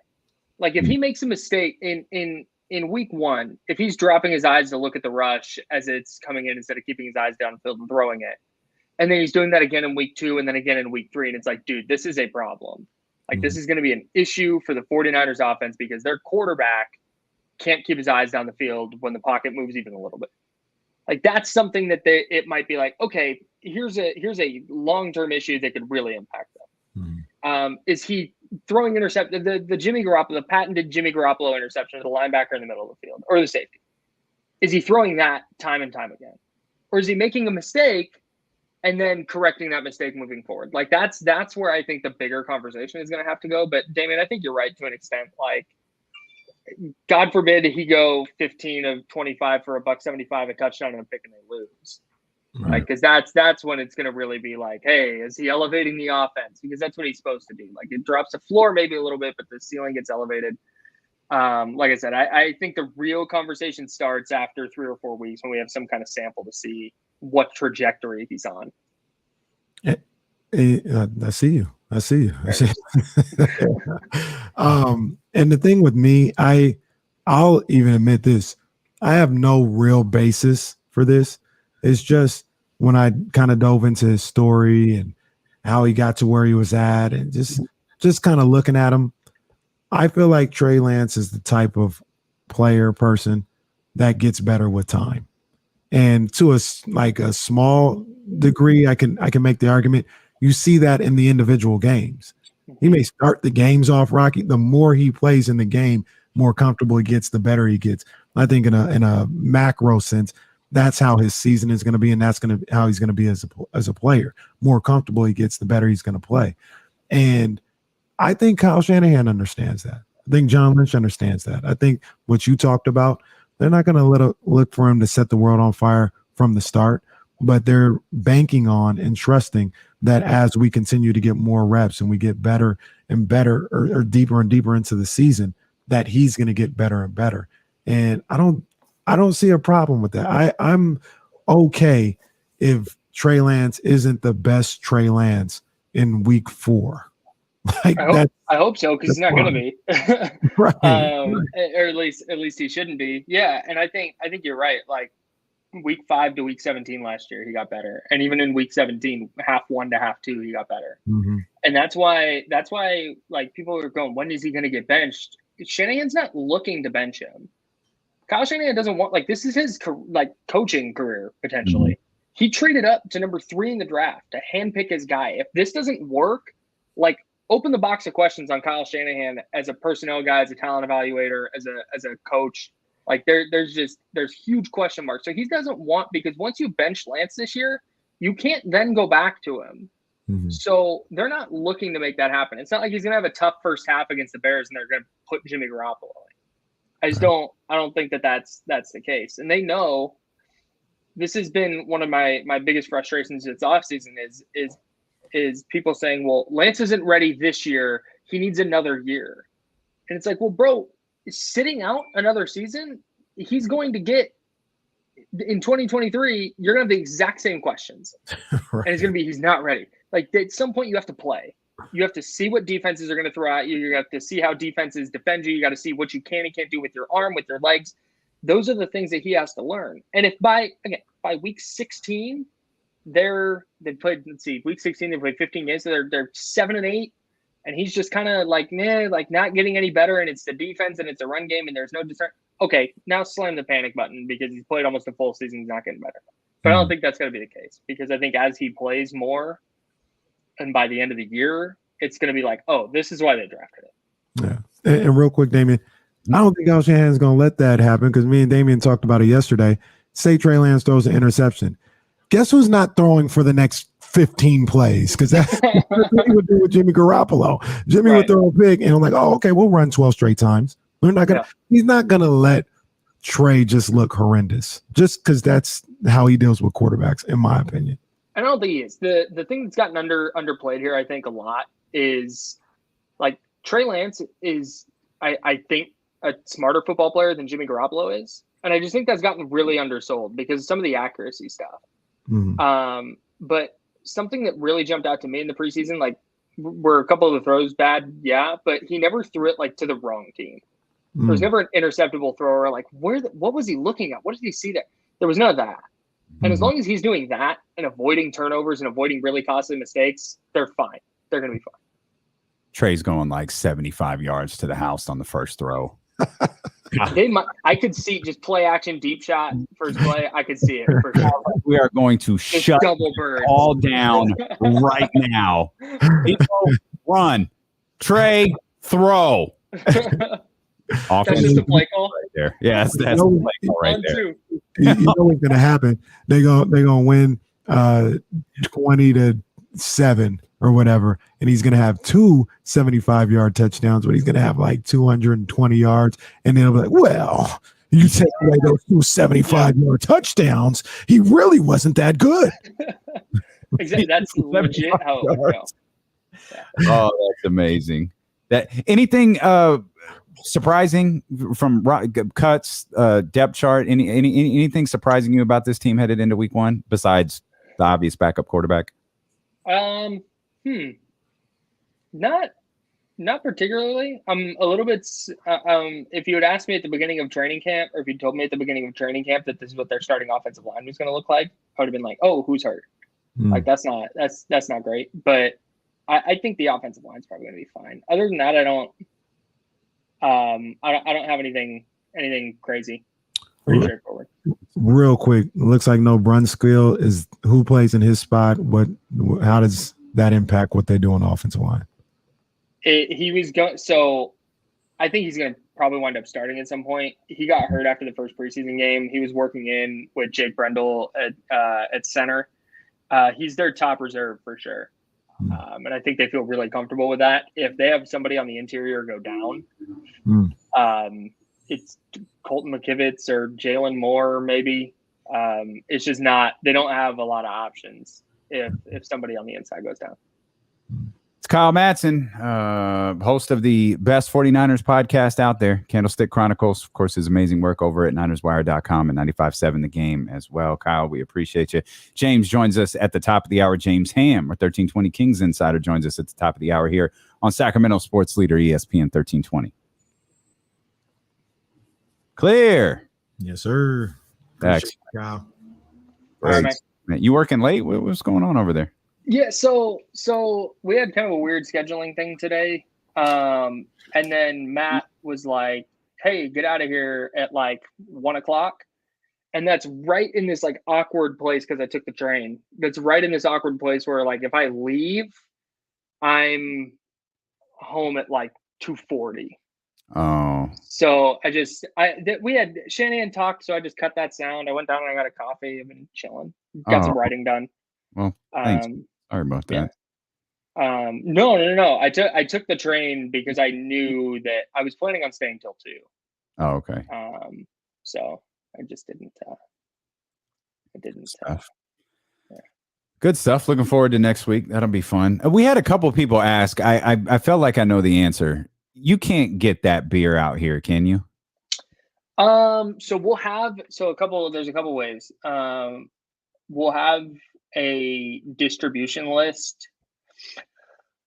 I don't know if Cooperage distributes at all to Sacramento, but they distribute to like my hometown in the Bay Area, a little town called Brentwood. It's not like they only sell it at Bevmo.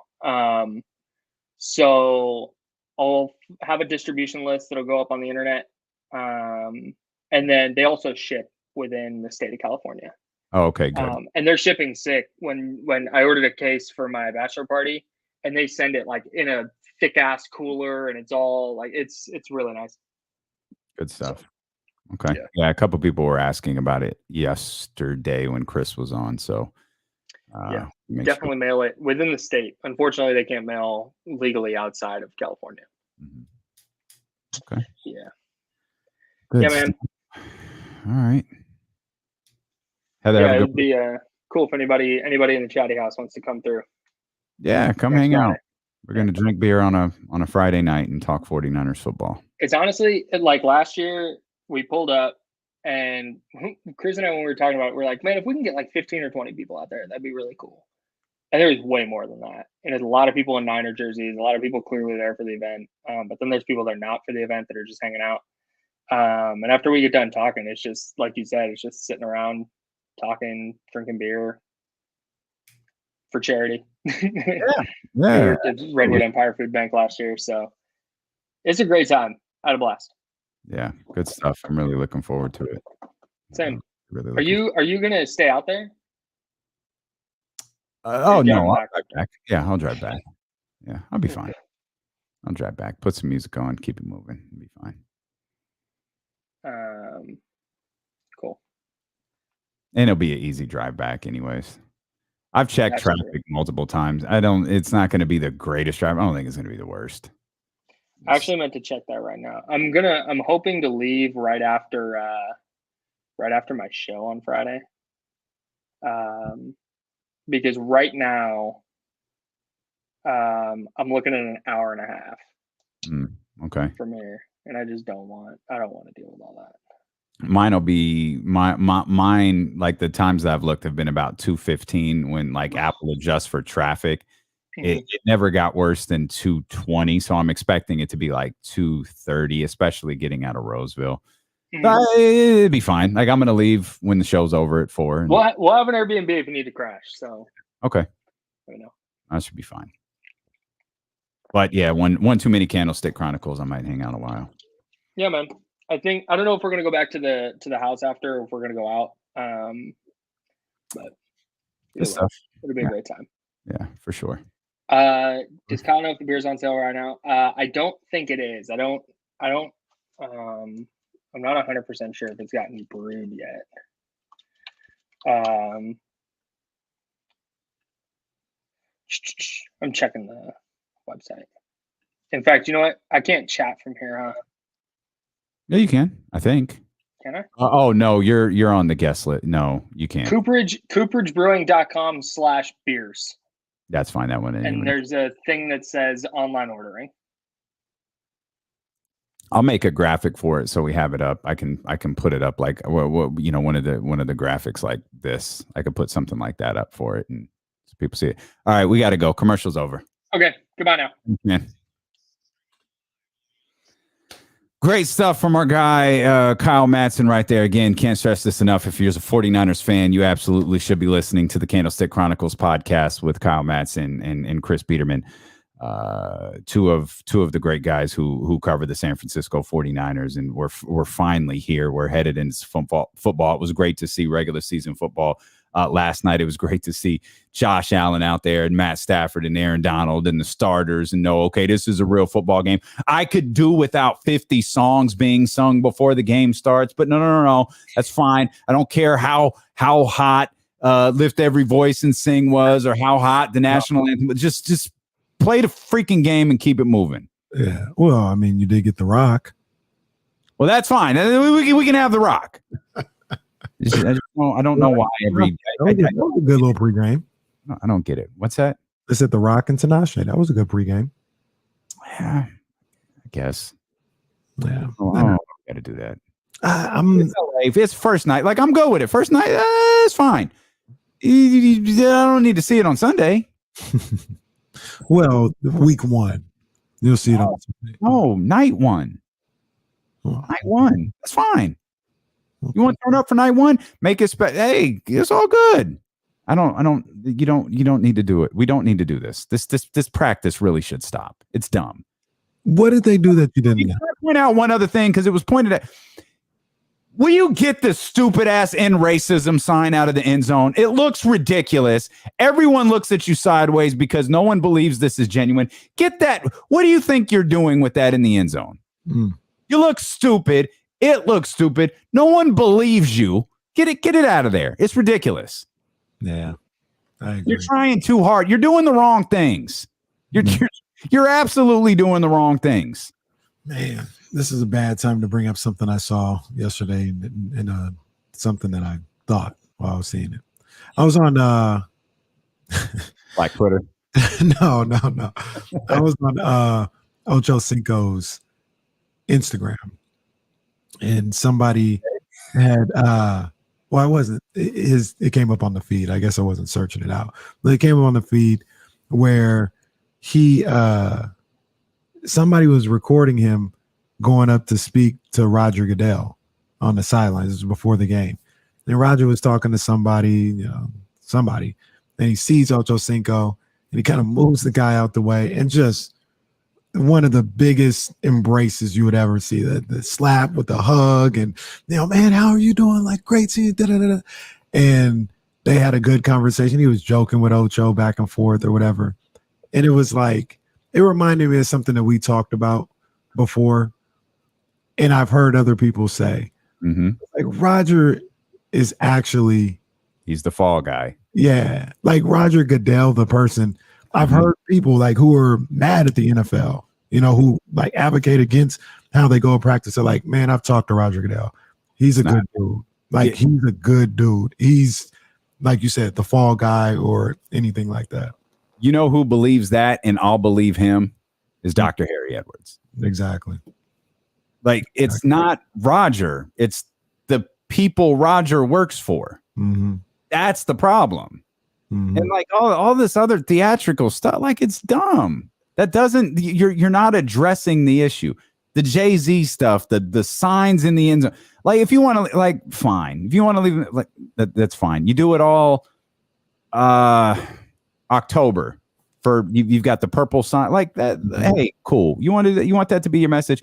Fine. Just know in the regards of things like end racism, it comes across so disingenuous.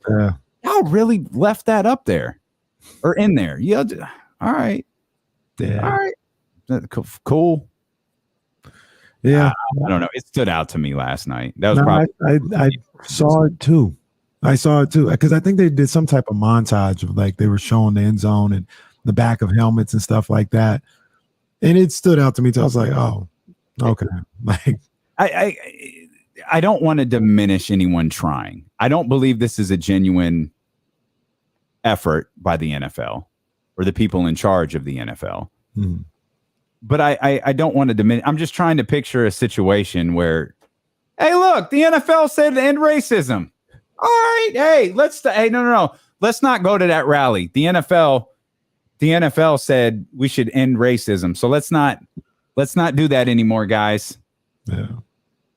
January 5th. Hey, no. Let's not go. Let's not go because the NFL said end racism. Yeah. What are we doing? Could have saved everything if you just posted the message on January 5th.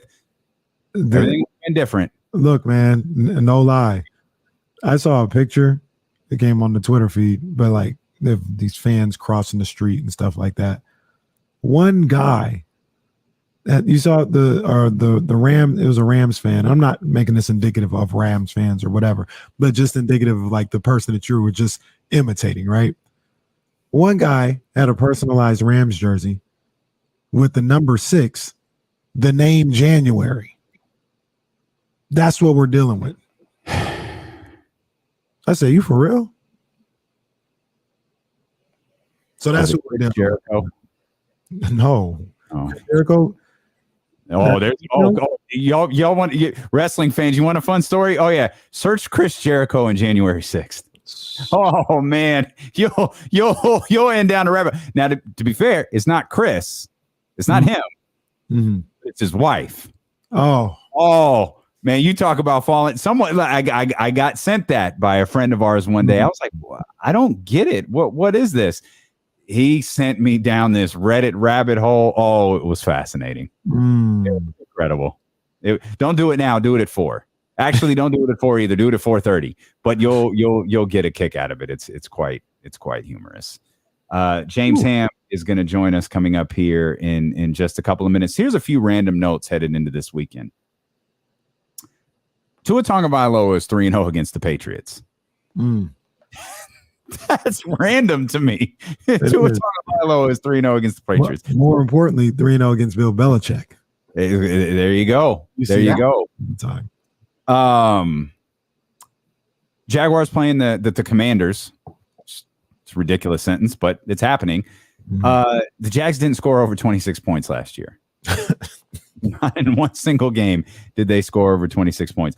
Colts versus the Texans. This was not necessarily the Texans part of it, but the Colts part of it was a fun conversation yesterday. Colts outscored the Texans last year 62-3. 62-3 in their two games. Aaron Rodgers, they got the Minnesota Vikings this week. Touchdown to interception ratio versus the Vikings is 56-7. Oof. Wow. Tom Brady, who I've got losing opening night to the Dallas Cowboys, is 15-4 on opening day starts. Wow. And one final one, probably could have saved this till Monday, but what the hell? Russell Wilson is the Broncos' 6th starting quarterback in the last 6 seasons. Oh, good job, John Elway. He's also 10-3, and I don't think John Elway even got Russell Wilson. John Elway had been away for a minute, or not a minute, but I don't think he was a part of this. They finally get a quarterback. He's gone. He's a part of the other 5, though. I do love they landed their best quarterback since Peyton Manning after John Elway, because I love that people give John Elway credit for Peyton Manning. Like, Peyton eliminated an entire division. Right. Saying I'm not playing in the NFC where my brother is, and I'm going to play somewhere that had defense. It was. There's the Niners and the Broncos. There was one other team that realistically had a chance. There's the Niners and the Broncos. Oh, it was the Niners? Okay. No, he was not playing in the NFC. No, it was the Niners and the Broncos. Harbaugh worked them out. Had a workout for him at I think it was Duke. They had like a private workout. Right. Coach Cutcliffe. And it was those two. One other Russell Wilson note, 10-3 on Monday Night Football. About to be 11-3. Is where he takes on the Seattle Seahawks. I think we have to step out here for a minute. When we come back, Jay, because we don't take commercials on Friday at all during the 2:00 hour when we go from Trysta to Kyle. So we're going to get a quick commercial break in right here, and we'll come back. James Ham will be with us. You don't need to go anywhere. We'll talk football with James Ham. We'll talk Kings basketball with James Ham. Much more ahead here on Dealing with KC, brought to you by McQueen and the Violet Fog, the smoothest gin in the world, handcrafted in Brazil, here on Sacramento Sports Leader, ESPN 1320. Okay, I'll be right back. Pleasure. You guys, don't mind me. I'm eating.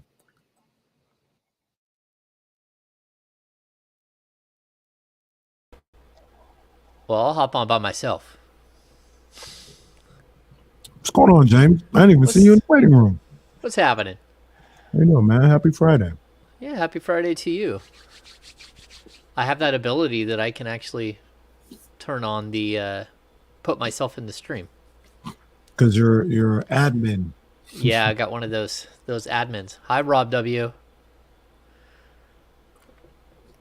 Someone asked me today what the API was. Oh no, AQI it was up here. It is horrific. Oh, look at those. Mario asked the question. Oh, those are hella tight. That's what I'm rocking today, Mario. Although I might need Mario to look a brother up, man. I keep saying that. I gotta get something more. Now, you know what happened is Mario, he does restore shoes and stuff like that. And he broke my heart when he said, and it's not him, it's just impossible, I guess. He couldn't restore my bread sixes. And that hurt me. Those were like one of my favorite Jordans, and they're just gone. They're just gone forever. That's horrible. Okay, so L Train, the fire isn't near me. I live up 49, and the fire is in Forest Hill, and it's heading out. Well, I guess there is a 49 continues and goes out that way, but I'm a little ways away. I'm quite a ways away from it, but our AQI score was like 420 at 8 o'clock this morning. Oh yeah, I mean, it's the sky is yellow here. Like, in walking outside, the cars are covered in soot. Yeah. That is terrible. Wow. My fantasy lineup, Bryce, is really good. I think. I don't know.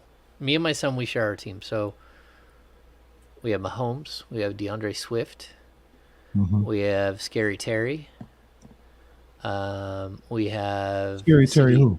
McLaren. No, the only Scary Terry I know is Terry Rozier. Yeah. We've got CeeDee Lamb. We've got Hawkinson. Brandon Ayuk. Sleeper. Devonta Smith. We did have our kicker go last night, which is awesome because now every time our kicker kicks a field goal, we can say, kick his ass, Seabass. And then I have another, I've got DK Dobbins, but we're waiting to see if he gets better. I'm in a 12-man league, and my league is 29 years old this year. So how do you guys do? How do you do drafts?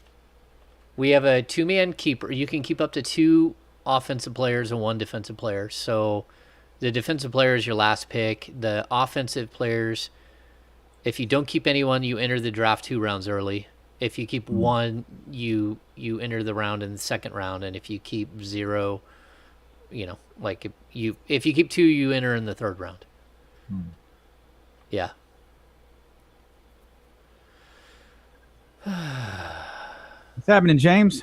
Hey, what's going on, man? Not much, baby. Not much. It is smoky. Like literally, the cars are covered in like white ash this morning. It's spectacular that the temperature's finally going to go down, but we still can't go outside because the air quality is going to be ass. Yeah. Yeah, I was taking my son to school this morning, and it was like 8:15, and the AQI was 420. Oh my gosh, it's not that bad here. Oh no, it's bad here. Like the smoke's just sitting on the lake. I can see it. That's terrible. Terrible. Yes, Janikowski will be the only Seabass, but if your last name is Bass and you're a kicker, I've got to yell, kick his ass, Seabass, every time he scores. That just happens. We celebrate our field goals and extra points loudly here in this house. Yeah, hey, I'm with that. Which is why you always have to draft guys like Young Ho. Do you yell Young Ho? Yes. When he's okay. I just wanted to make sure. No, me and my son, we love our football.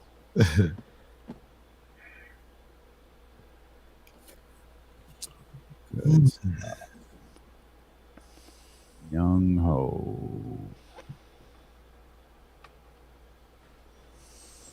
We should be back any moment. Sweet.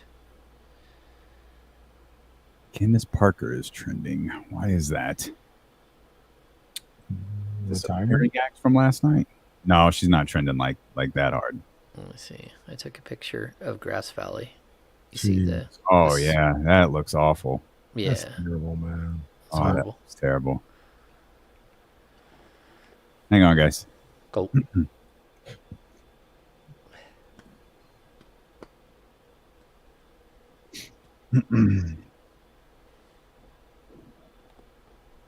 49ers Friday here rolls along as we bring in our 1320 Kings insider and creator of the Kings Beat, James Ham. James telling the story there during the commercial break. Of course, James, a big football fan. And if you think you are a veteran of fantasy football, you probably pale in comparison to what James Ham is, who is you used to like write your fantasy team. If you've been doing this for 28 years, you've been doing this before the Yahoo app was making this easy on you. Oh, yeah. So this is the league that I'm in right now is 29 years old. I've played for, I want to say this is my 33rd season playing fantasy football.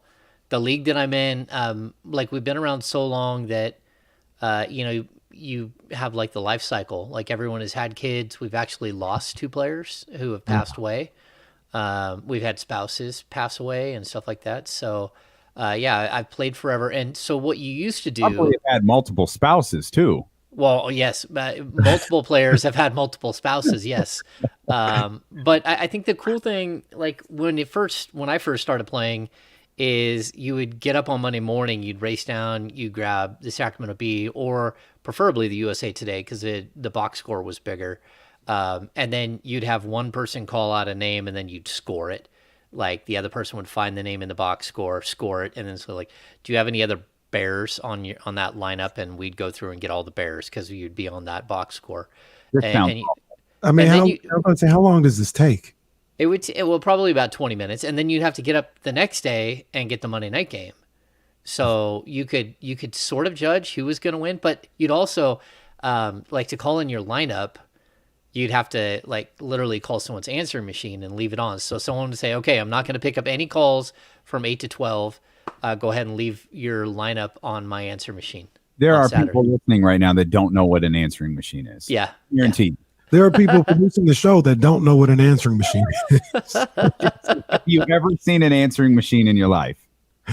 Yeah. No. Yeah, I started playing before the internet, really. I mean, like well before the internet. And the internet wasn't helpful until maybe the late 90s, early 2000s. That's when it really started to see some of these websites pop up. Further than that, like mid 2000s. Yeah, and even then it was like rudimentary scoring. So we do individual defensive players, and we have for a long time. So we score that as well. Probably 15 years we've done IDP, so we don't draft like team defenses. Yeah. So help me out a little bit here, Ham, because I'm a novice when it comes to the fantasy football, but I get in there, I do what I can, and we had a fantasy football draft at the job, at the office, and I was late, and I already had the players already picked, and somehow my first pick, I don't know, ended up being Josh Allen, and my coworker Slammy texted me, laughed me out of the building, like, I can't believe you just took Josh Allen first. Why is it so frowned upon to take a quarterback early? It's crazy. Because I played so long and like the shift has happened so dramatically. I think some leagues, they don't really get it that, the reason why you have one quarterback, two running backs, and three wide receivers is because historically each of those positions should come close to matching each other. So two running backs should equal one quarterback, three wide receivers should equal two running backs or one quarterback. That's kind of the way that it was built. Like we have our keeper league. We kept Mahomes, and we kept Mahomes only because we were team rolling with Mahomes, and we have to keep him, and we have jerseys and all that stuff. Exactly. Normally, we would not keep a quarterback in this situation, but we've had him for the last 4 years, and he's fun. And so we were the only one to not keep a quarterback. To keep a quarterback. And so the first two rounds went, and then you started seeing Allen and Herbert and maybe Kyler Murray, like all of those guys started to go. But yeah, it's different. The great shift. I learned a long time ago, if guys really are on you that hard about the league, you probably should look at the scoring and make sure that you're in a league that has like straight up scoring. You should know your scoring rules before you play. And I learned that the hard way a long time ago. I got beat by some guy in his kicker. You probably could have texted Slammy and laughed at her, given the fact that I have to imagine Josh Allen got you I think he got like 40 points last night. Gotta imagine you did well with Josh Allen. So you're a Sunday ticket guy. Like you're a red zone guy. Like you'll be locked into the games this weekend because you got what, 2 weeks to enjoy them before everything kind of changes. So you'll take these 2 Sundays and kind of lock in the Sunday ticket. Yeah, definitely. Yeah. I do red zone on one TV. I do the local game on the other. And it just depends. Sometimes we'll flip back and forth on the local game.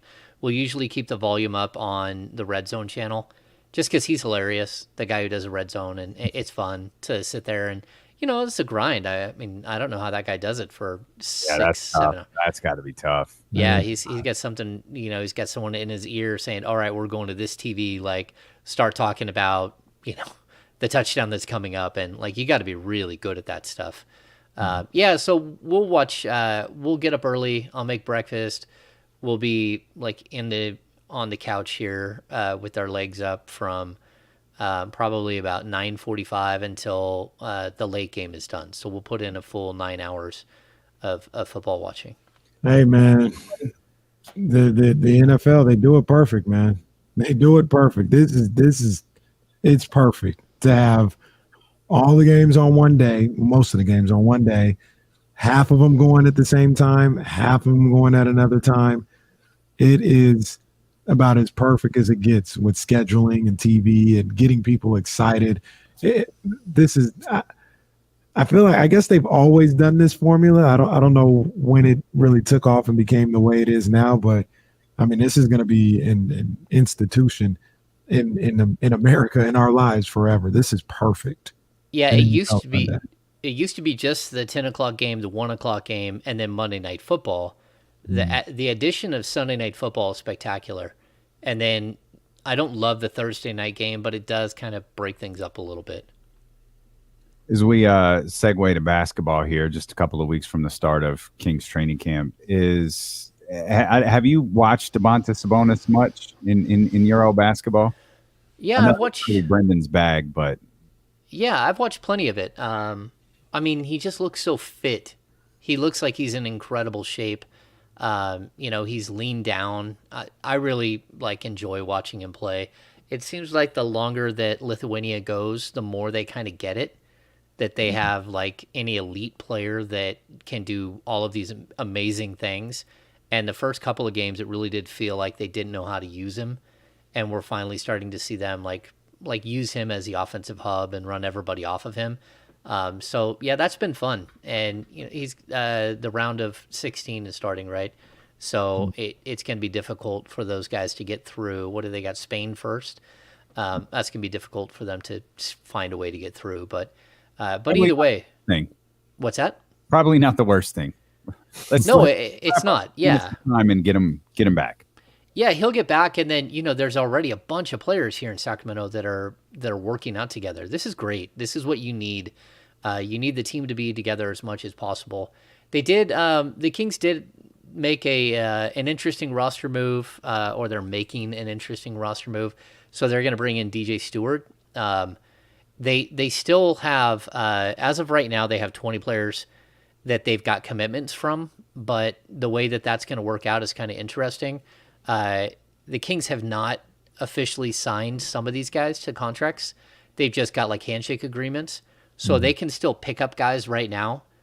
And then, whether it's the start of training camp or a little bit into training camp or right before training camp, they can waive one or two players. And then those players, number one, they can kind of give them bonuses for signing. So they stick around to go to the G League.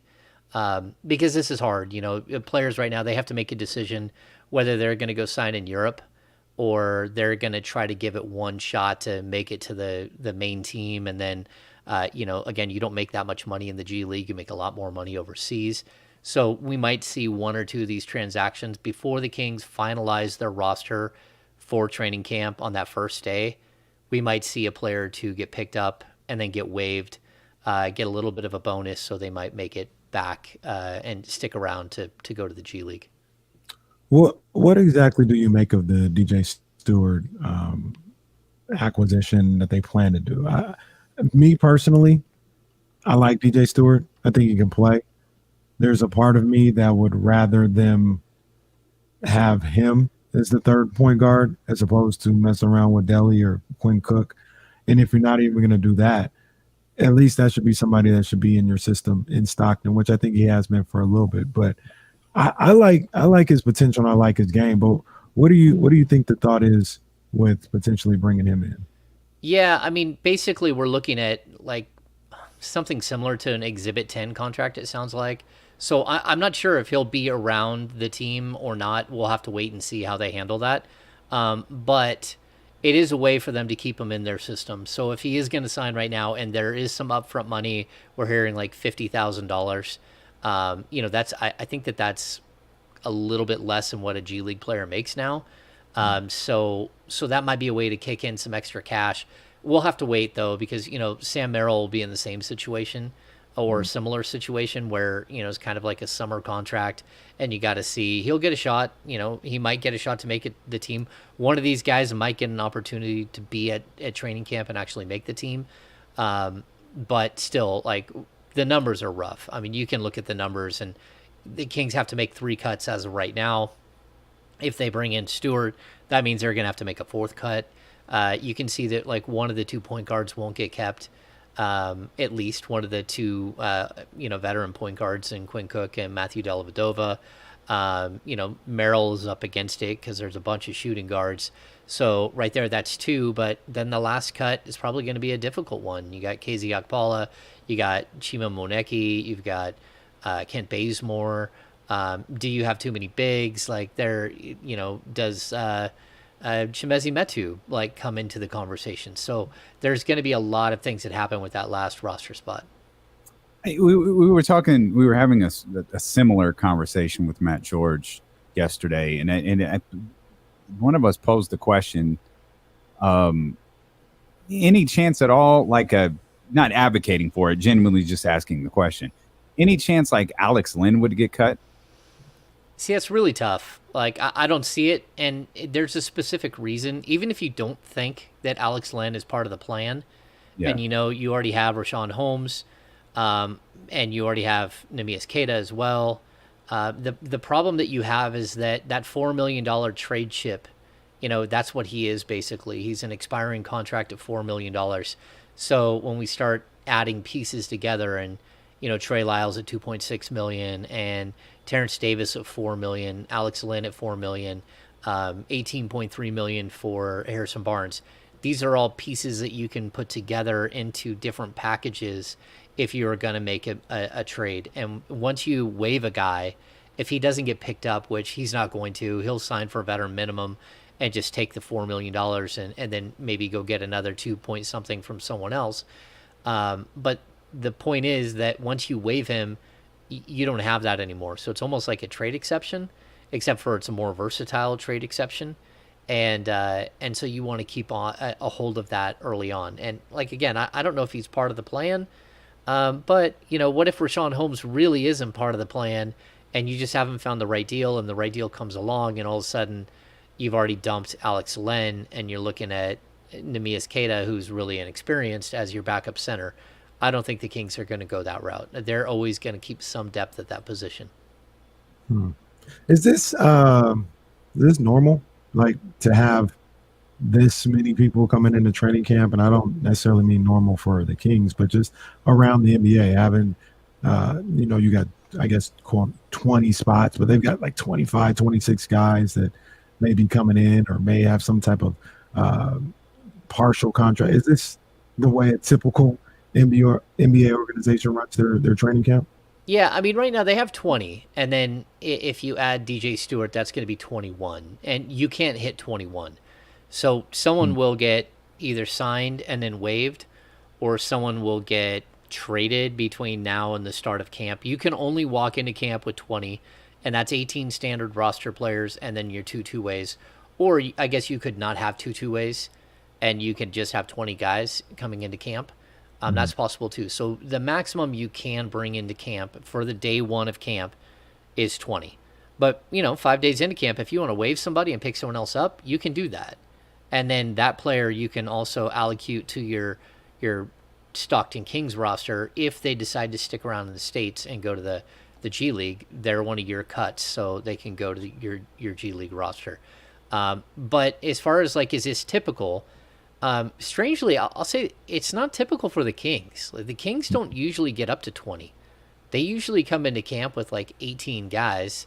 Sometimes it's usually 17, 18, 19. They don't usually take full advantage of all of the positions, at least not in past years. I think that would be the one shift that I've seen this year that, it's kind of surprising. It's kind of surprising that Chima Moneke got, $250,000 to show up at camp and another $250,000 if he makes the opening day roster. So you're committed $500,000 to Chima Moneke. And not to say that that's not a good thing. I mean, he could be, a perfectly good player. But that's a lot for an unproven guy. And Dellavedova gets a nice chunk of change if he makes a roster.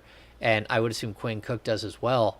But to see so much guaranteed money, even I think Sam Merrill got I think it was $125,000 signing bonus basically to come into camp, and he's not a true Exhibit 10 from what I know, but that 125,000 that's his. So it's a good way to keep a player in the States and in your program is to kick them a bigger chunk of change right in the beginning, and then when they do get waived and they go to the G League, basically they've already made their salary plus sometimes twice their salary that they're going to make at the G League level, and it allows them to stay in the States longer. What do you think Mike's looking for, or Monty? What do you think the organization is looking for with all of these different guys they're bringing in? I think the biggest thing they're looking for is cap flexibility. Even if you look at Malik Monk's contract, they had an opportunity there. I mean, they could have offered a 4-year deal to Monk. They could have given him a 4-year, $45 million deal, but they kept it at 2. And, a lot of these deals, they're, whether it's Monecki or Akpala or Dellavedova or Quinn Cook, again, Sam Merrill, all of them are they might be multiple year deals, but they're really only training camp deals.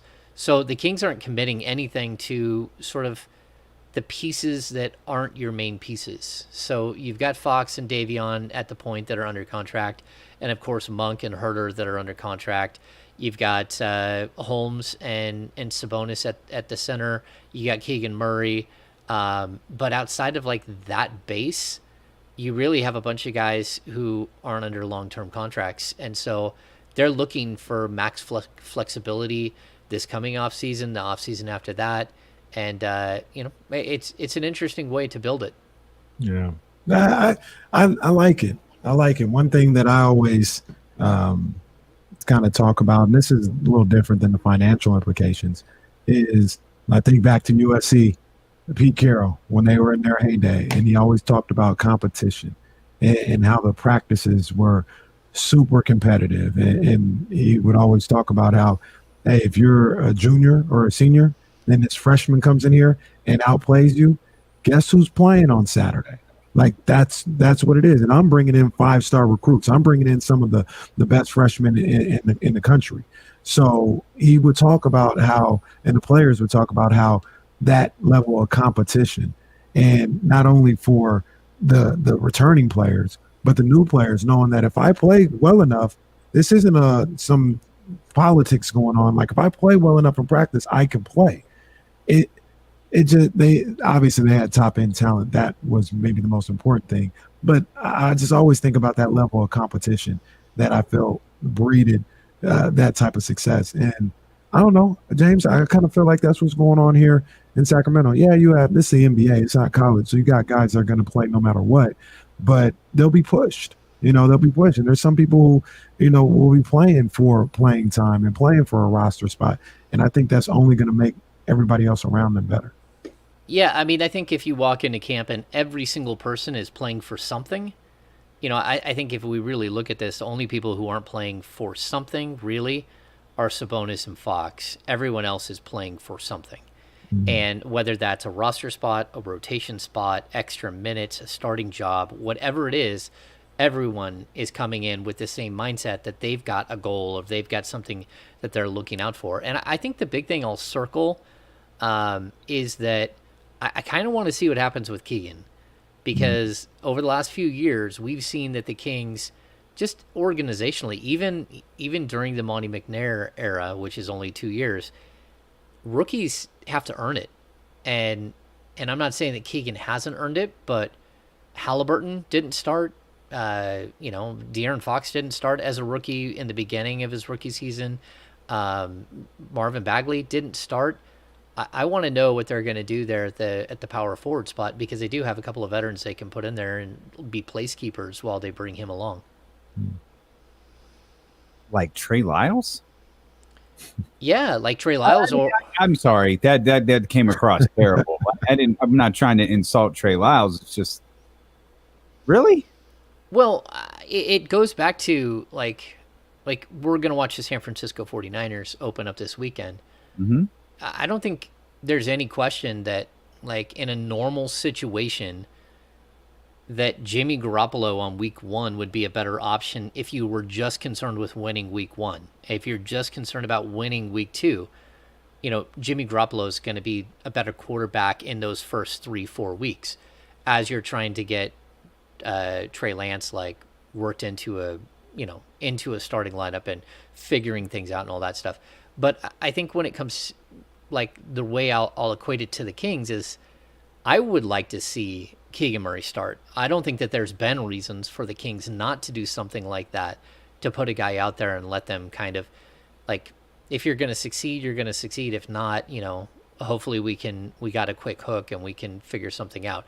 I think the NBA is a little different because you do have players shifting in and out of the lineup. But the point being is that if you open week 1 of the NBA season and Trey Lyles is your starting power forward, you're probably going to be a little bit better off than if Keegan Murray is. Keegan Murray, he's got a lot to learn. And Trey Lyles has already gone through all that. And while I think long term, clearly putting Keegan Murray in the starting lineup is the smartest thing to do because you're going to let him grow and do all that stuff and get acclimated to the league. But you could also do that in 20 minutes a game with him playing, 8 minutes in the first half. And, you could do it a lot of different ways. And so that would be my point is that, is this only going to be about winning? And is it only going to be about winning from game 1 until game 82?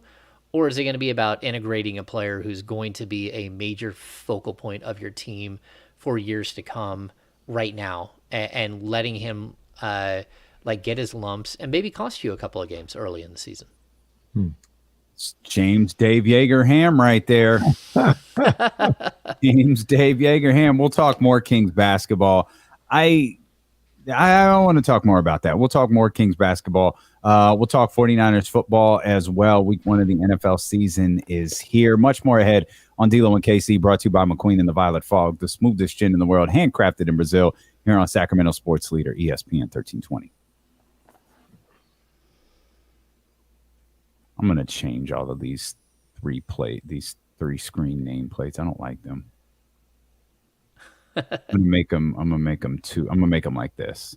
I'm gonna make them two rows. It's too long. It doesn't. I don't like the way that it looks. I got you. I messed up. No, I got you. I like the 2 rows. And you've gone away from the 2 top and the bottom. Yeah, I mean we'll still utilize it at times. We can always switch the screen. I just this fills out the screen a little bit more. And I think we'll probably utilize this a lot more when we're in the studio as well. So I was kind of like, let's start getting used to it and then getting this type of stuff, correct. Yeah. So I'm going to fix this weekend. I don't like this. We could put people's Twitter handle on it. There's a lot of things I could do that I think that could make this look better. The best slices of pizza just now. Man, oh man. You guys have pizza every Friday, don't you? Isn't it pizza from the Caraway House? No, they cut that out a while ago. Oh. I would if I could. They're like, we're not doing this every Friday. I'm making pizza on Beyonce this weekend. Yeah, buddy.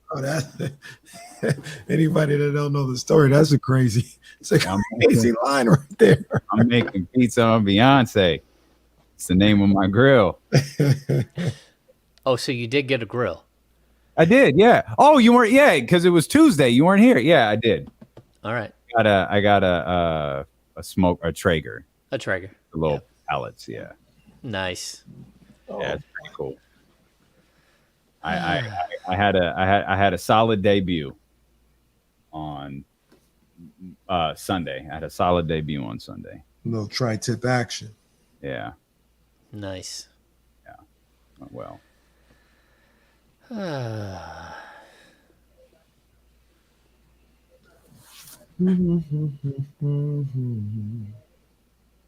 Any plans this weekend? Anybody? Besides watching football. I'm getting my booster tomorrow. Mm. Yuck. I don't like shots. Booster number 2. Yeah, the new booster. The new booster. Yeah, but we're gonna have to eat.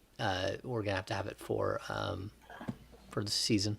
So get out of the way now. Nice. Fine. God, I wish the wind would shift and clear this stuff out of here. That'd be nice. I'd be on the lake tomorrow. That's where I would be. Rain, dude, something.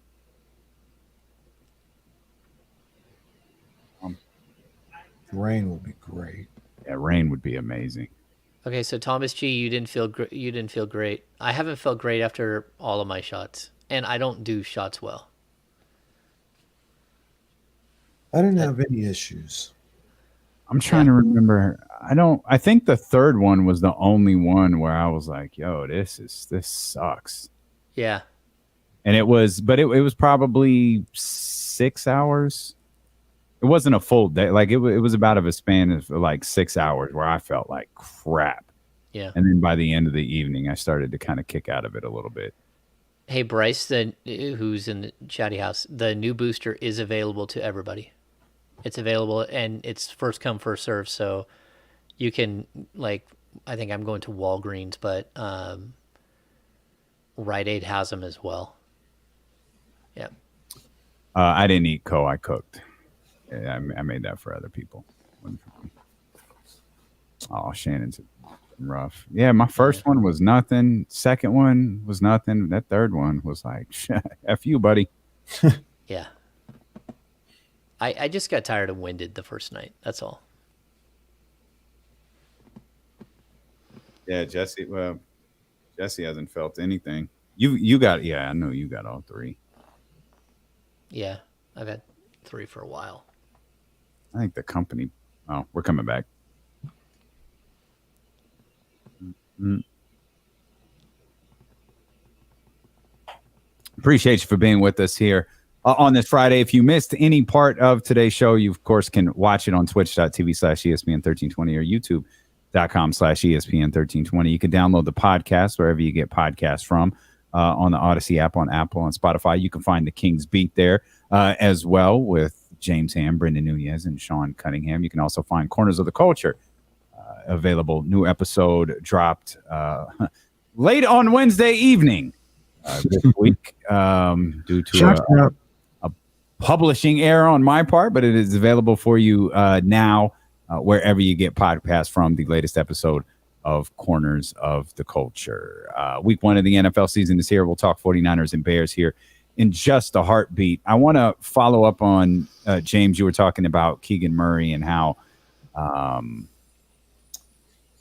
Mike Brown may kind of be evaluating his options here in terms of whether to start him or use someone like Trey Lyles instead in that position. And I wonder if in the Kings case, because I think your point is fine. You used the Trey Lance, Jimmy Garoppolo comparison as an example, easing into this. But I think there's also like, hey, man, we've got plans this year.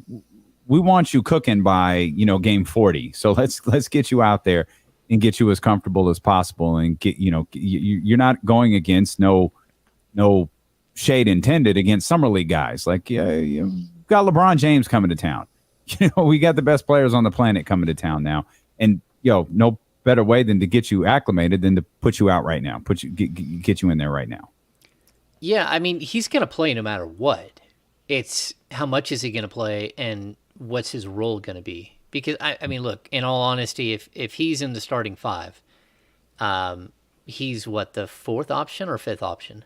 Probably 5th. Probably 5th. Probably 5th option. So, I mean, that's before, but okay. Yeah, that's a low stress situation, right? So, but if he's coming off the bench, maybe he moves up. Maybe he's a 2nd option, and so he'd get more opportunities to get his shots up and feel more comfortable. He'd certainly get more post ups if he wasn't playing alongside Sabonis all the time, and he's really, really good in the post. he's in the 95th percentile or 99th percentile of all college basketball players in efficiency around the basket. So yeah, I think that there's just a possibility. Now, again, I would start him, and I think the Kings very well could just start him because this is a guy who's going to be in the running for Rookie of the Year. And, the Kings need all the good news they can possibly find. And he is a guy who could bring good news to them. And so I think there's a good chance that he does start. But, let's not forget about Trey Lyles. Let's not forget about Rashawn Holmes. Let's not forget about the fact that a lot of coaches like to force guys to earn their way. Let's not forget that they could start Harrison Barnes at the 4 and Kevin Huerter at the 3 and Malik Monk at the 2. There's or Davion Mitchell at the 1 and Fox at the. There's still so many things that they could do. We assume that there's one starting lineup that most people would kind of set themselves up like this is the starting lineup, but that's not always the case. When a coach gets in there and all of a sudden he starts throwing Mo Harkless in and everyone's wondering why in the world, and then you get to the end of the season and your team is 500 when Mo Harkless starts, and 15 games under or 20 games under 500 when Mo Harkless doesn't.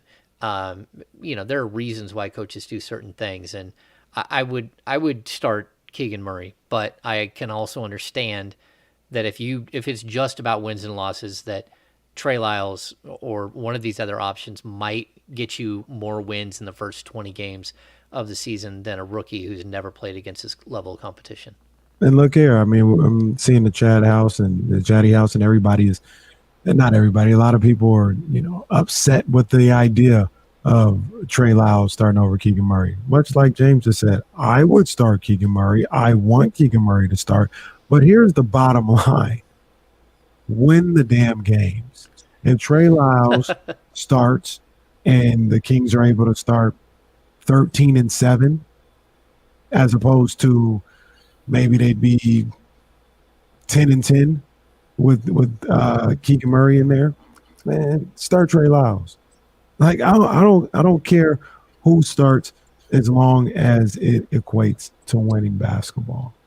And if Mike Brown or anybody thought that Trey Lyles gives them the best opportunity on opening night to win games, and that's what they decided to do, then it don't matter to me.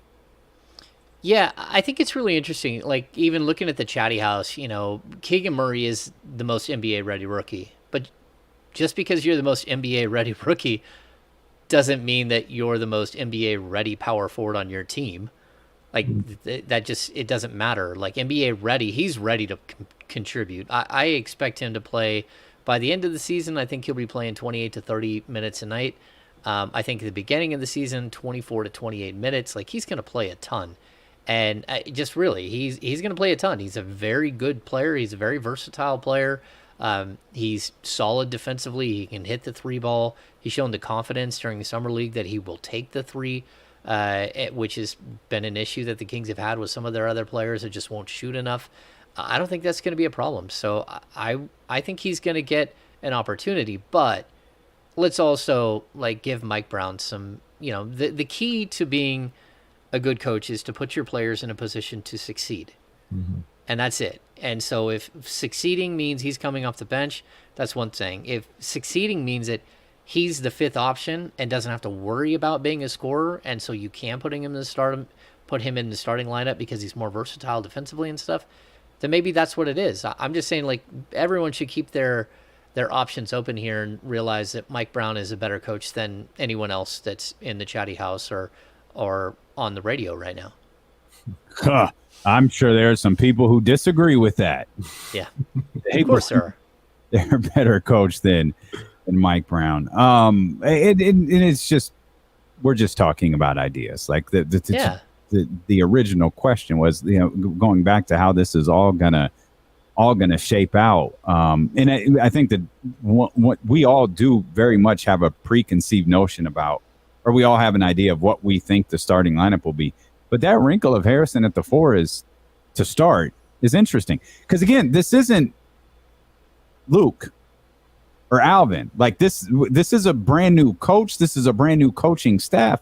Mike Brown may see, hey, HB, I know, I got an idea I have a way that I think will utilize you much better than you've been utilizing your time here in Sacramento. Like that's a new wrinkle to this whole thing that we don't have answers to that yet.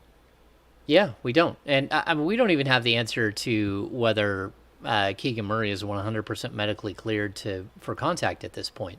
I asked a question today and haven't got a response, and that's okay. But we see him out there kind of battling with his teammates, but still shots. We're not seeing video of him battling right now, and so I'm intrigued. We have no idea what this thing is going to look like when you actually hit, what is it, October 19th, and the team is fully assembled at that point. Lots of things can happen between now and then, including there's still possibilities for trades. There's still possibilities for all kinds of things. So I would just keep an open mind and don't rush to this is what has to happen. And if this doesn't happen, then the Kings are crazy, or Mike Brown doesn't know what he's doing. Just keep in mind that Mike Brown has a win-loss record and no one else does. He wants to win games. He wants to get this team to the playoffs, and keep an open mind if you're a fan, because whatever that takes, it might not be the easiest thing for fans to sort of figure out. It won't be easy to get to the playoffs, just because this is Sacramento and the Kings don't make the playoffs. And, this is a lot of pressure riding on these guys, and they're going to do what it takes to win, not what it takes to make people feel comfortable or happy on the outside. You've got a win-loss record, buddy, and it stinks. I do. Yeah, it's not good. Win. Yeah. All that matters right now. Speaking of winning, how much winning do you think the San Francisco 49ers are going to do? I mean, I don't think we've talked to someone yet who's not in on the 49ers going to the Super Bowl. And these aren't, I mean, Trysta Krick's not a 49ers homer. Hell, I don't think Chris Biederman is or Kyle. I think they all objectively covered the I'm not. As he wears the San Francisco 49ers shirt. I like the 49ers, but I'll say it how it is. Yeah. Three years. That's like me saying I don't like Dr. Pepper. Yeah. If I'm predicting a win-loss record, I got 13-4. I think they're going to be elite, and that's because I think their defense is spectacular, and they got depth at the right positions, and I'm a little leery on their interior offensive line, like everyone should be. Mm-hmm. But again, there's still time to make changes, right? There's always time. The trade deadline isn't for a couple of months in the NFL, so if they start showing that they have a weakness there, they can try to go and attack that weakness. So yeah, I definitely like what I've seen from the way that they put their team together. Their defensive line depth is just crazy, and even their defensive backfield, which was a major question mark last year, I think it shored itself up, and I think they look good. The only issue that I have with the 49ers, we talked about it for months now, is the offensive line. But here's the thing. This is why you pay Kyle Shanahan the big bucks, to make sure that offensive line, lack of depth or whatever, or lack of talent doesn't submarine a possible Super Bowl season. That's his job. His job is to make sure that weakness doesn't get exposed and end your season. The quarterback position?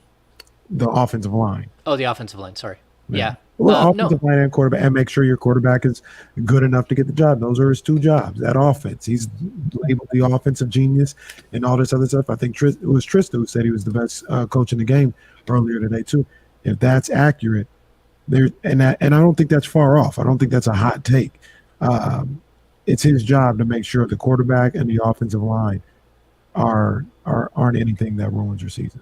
No, I totally agree, but it's also, you got to have a really good line of communication with your front office. And if you do get to a point where you're like, look, this will hold us back. You've got to go get me a guard. Go. Mm-hmm. It doesn't matter what you got to give up. Go get us an elite guard. Go get us an elite center. Go fill the position. Then, John Lynch has to do the job. And, you don't you don't blow a potential Super Bowl season because you're not willing to give up third, fourth, fifth, sixth round picks to bolster your offensive line, you know, in week 3 of the season. You got to be aggressive. And I just want to, like, I did just say that as of right now, we don't even know if Keegan Murray is 100% cleared for contact. I will break news right now. Keegan Murray has been cleared 100% for contact, and he is live and ready to go. So wait a minute, James. All right, now say that again. Keegan Murray is 100% cleared to return to the court for physical contact. He is game on, ready to go, and we're still 2 weeks, 3 weeks before training camp. There we go. Come on now. Let's Yeah. get it. Somebody listening to the program and relaying information to you while we're live. I love this. You never know. You never know. We love that's our people over there. Come on, man. Okay. Yeah, no, I mean, like if I've got the information, I'm going to give it to you, and you know, so. Tell the world I'm coming home. Good stuff. Well, there you go. Yeah, ask and you shall receive. He's ready to. He's ready to go. There was never really a concern he wouldn't be, though, right? Like, I mean, that obviously that is, it's great news, but there was never like genuine concern that he wasn't going to be ready for training camp, was there? No, not from anyone I spoke to. Like everyone, but that doesn't mean that, you know. Again, like, was it Lonzo Ball who had like knee surgery, and then they just keep saying like, oh, it doesn't look great, and then also they get him in there like, oh, he's not ready for camp. They know right now he's not ready for camp, and he had knee surgery and went like January. Yeah. So like that's not good. So you never know. Anytime you get cut, there's always a possibility that you know something could go wrong, or that something doesn't heal right, or that they have to go back in because they missed something. But no, this was just a routine little clean out to make sure he's ready to start his basketball career, and he's good to go, and he's healthy, and as of right now, so is everyone else. Yeah. Stuff. All right, man. I'm looking forward to Keegan, man. I really am. I'm just beats Woj again. There it is. There it is. Well, this is 2 times, man. And beats Woj again. The national reporter out here, Ham. Come on, man. That's 2 times. 2 times. And then the other time, Damian beat Shams. Oh. We beat Shams collectively, all of us, by 45 seconds. That's right. Because it was 4th in his draft folder. So we got it was in his cut and paste. It was down the line. It wasn't a big of a priority for Shams as it was for the 3 of us. And Shams might have been like still counting characters, like 220, like 1, 2, 3, 4, 5, 6, like, or cut into the tweet, pull it back out, put it back into your basket. Yeah. Anyway. Hey, yeah. James, there was like loosely some reporting by Shams on this playing tournament. Looks like it's going to happen, and they're figuring out how to make it happen, how to make it work. The details of it all have me confused, but I'm all for the in-season tournament. What do you think about that? Yeah, initially I was like, what in the world are they going to do here? Like, it doesn't make any sense, right? But then the more details you get, because my son played soccer forever, this is kind of how they do like the cup play. So I guess it's a little bit different, but there will be specific games. It looks like the formatting looks like it's still an 82 game season. Every game will still count against your record, but specific games on your schedule will be designated as like cup games. And so you'll go through the season and a game will have like dual meaning. And so if you win it, then you go up in the standings, and then you get to a round of 16. There'll be an elimination round before. So the top 16 teams, like the top 16 playoff teams, will move forward into what turns out to be the next round. And then it goes to single elimination from there.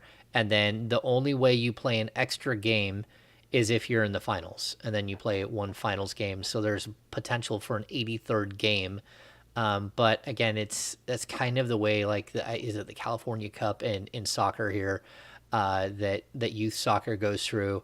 Sometimes you'll play a game that's kind of like outside of your bracket and someone that you wouldn't normally play.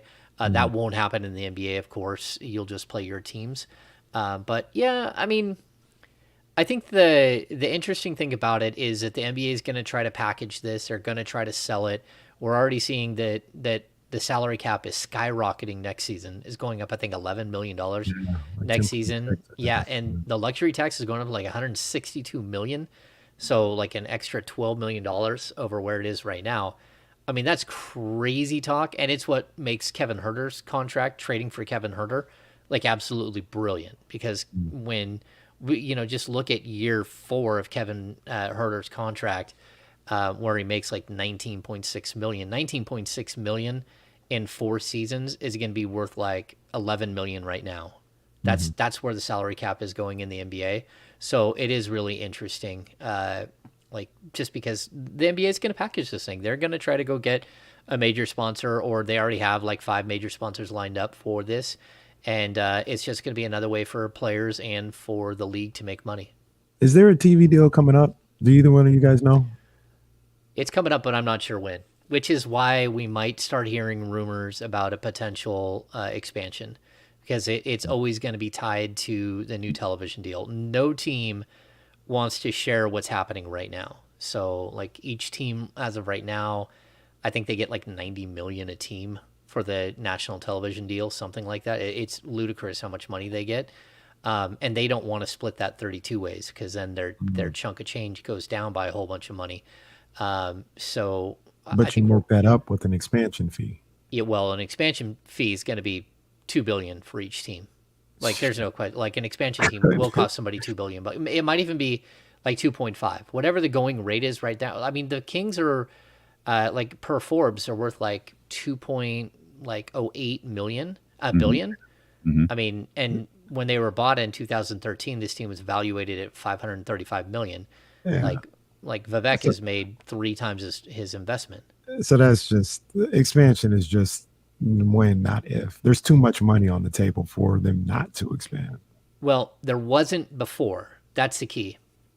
If it was 500 million and you got 30 teams splitting 500 million, that's not that much money. When we start talking about 2 billion, and if you have to have 2 teams, now we're talking about 4 billion. So that 4 billion will be split up into the 30 teams that are already pre-existing, and they'll get that money. And so that's like a massive cash infusion for a lot of these teams. I don't even have the math in front of me, but that's a lot of money. That's a lot of money per team. 24-25 is when the current TV deal ends. The Athletic says the NBA is the last of the 5 major U.S. men's leagues in line for a new TV deal. It currently enjoys 2 primary TV contracts with ESPN and Turner Sports that will have paid it a combined $24 billion by the time the contract ends after the 24-25 season. So will likely get an opt-out of the collective bargaining agreement this December, a new collective bargaining agreement next summer, leading into the new television deal next year would be a couple of years later. That's going to be massive. It's going to be massive. That's going to be crazy. Hey, real quick, I just want to get this because I want to get your reaction real quick. Football season is here. All right, football season is here. That means First Take is right there. Did you see today that Stephen A. Smith proclaimed that the Chargers were going to score the most points of any team in the AFC West this week 1, and that they were going to lose to the Raiders?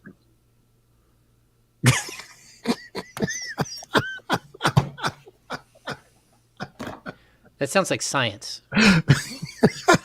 Look, wait, what? God bless Stephen A. Smith. Way.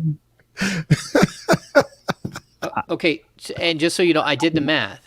If the 2 expansion teams were $2 billion each, and you divide that by 30, we're looking at $130 million per team. $333,333. I can't lie. When you said I did the math, I thought you figured out a way for the Chargers to score the most points in the AFC West and to lose to the Raiders. Maybe if their offense scores the most, but they lose to the Raiders because the Raiders somehow score more defensively. Shout out Stephen A, man. Welcome back.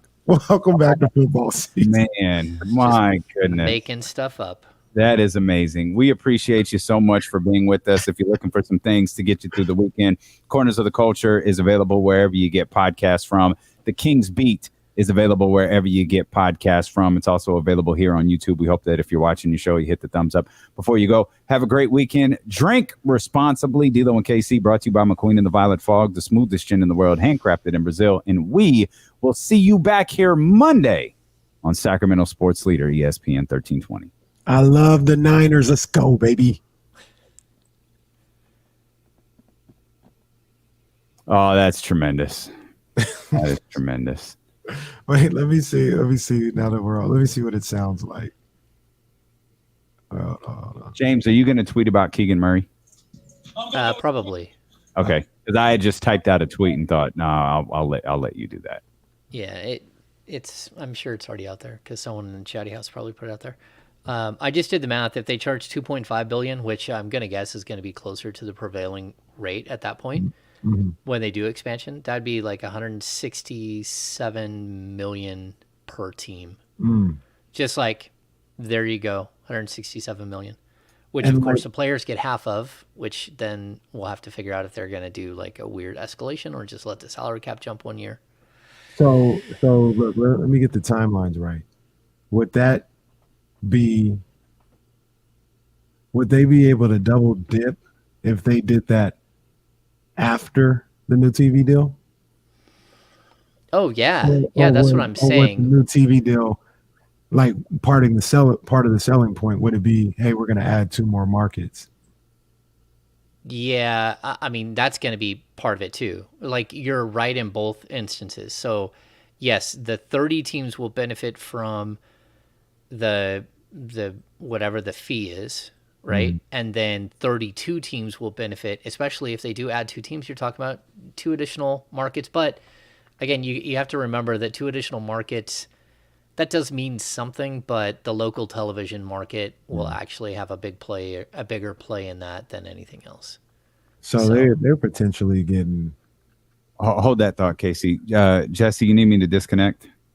All right, man. We'll talk to you later. Great work. Thank you. Let me get that to you, Jesse. I'm gonna CC you on that. Okay. So based on, I think you said, what was it? What was it that gave them $90 million last time? Was it the last TV deal? Yeah. So how much did they make off the TV deal? It'll, by the time it's over, $24 billion. $24 billion over how many years? I don't know when the contract signed. That's what I was looking at. I felt like it was like 5 or 6 years, maybe 7. Because I remember when ESPN was like, yeah, now we'll be doing the ESPN. I think it's 2014 because, okay, so I started in 2011-12. So, 10-11. 11-12, 12-13, 13-14, I was NBA. Okay, so the new television deal was signed in 2014 because that's the year that they fired all of us. They said we're no longer having stringers at the arena, even though we just signed a $9 billion deal or whatever it was, at $30 billion deal. 10-year deal sounds about right. Yeah, that sounds right. 10-year. Yeah, so that's $240 million per season. No, it's bigger than that. So it was a 9-year deal. So, so you said $24 billion, right? Yeah. There's no way for me to do 24. 1, 2, 3. I wonder if I can. Oh, interesting. If you turn your calculator sideways on an iPhone, you can do billions. I just found that out. Divided by 9, divided by 30. Yeah, 88,888,000. So $89 million per year per team is what that television deal gave. Damn. So that's why I said like 90 million. That's what they've been getting per year. That's just, and then on top of that, the Kings got roped NBC. Are we off? No, we're not. Okay. So then with that Kings, said, goodbye everybody. The Kings roped NBC into $35 million a year. So like Damn. that's their local deal between 30 and 35, I think it is. So you're looking at like just in television revenue, $120 million a year. That's before a concert. That's before any seats are sold. That's before corporate, anything. Although part of the TV deal was that the Kings gave up all of the rights to television commercials. So the old deal was like $11 million a year, but the Kings got to sell all the commercials, right? Or a huge percentage of the commercials. When they gave up, when they signed the new deal, the Kings have the rights to like 30-second ads here and there, but the rest of it is just strictly NBC's. They're the one who gets to negotiate all the contracts for all the television, the commercial revenue. So check this out. All right, hold that thought. We've got to shut the stream down because we've got work to do. We appreciate y'all for being with us. Have a great weekend. We'll see y'all on Monday.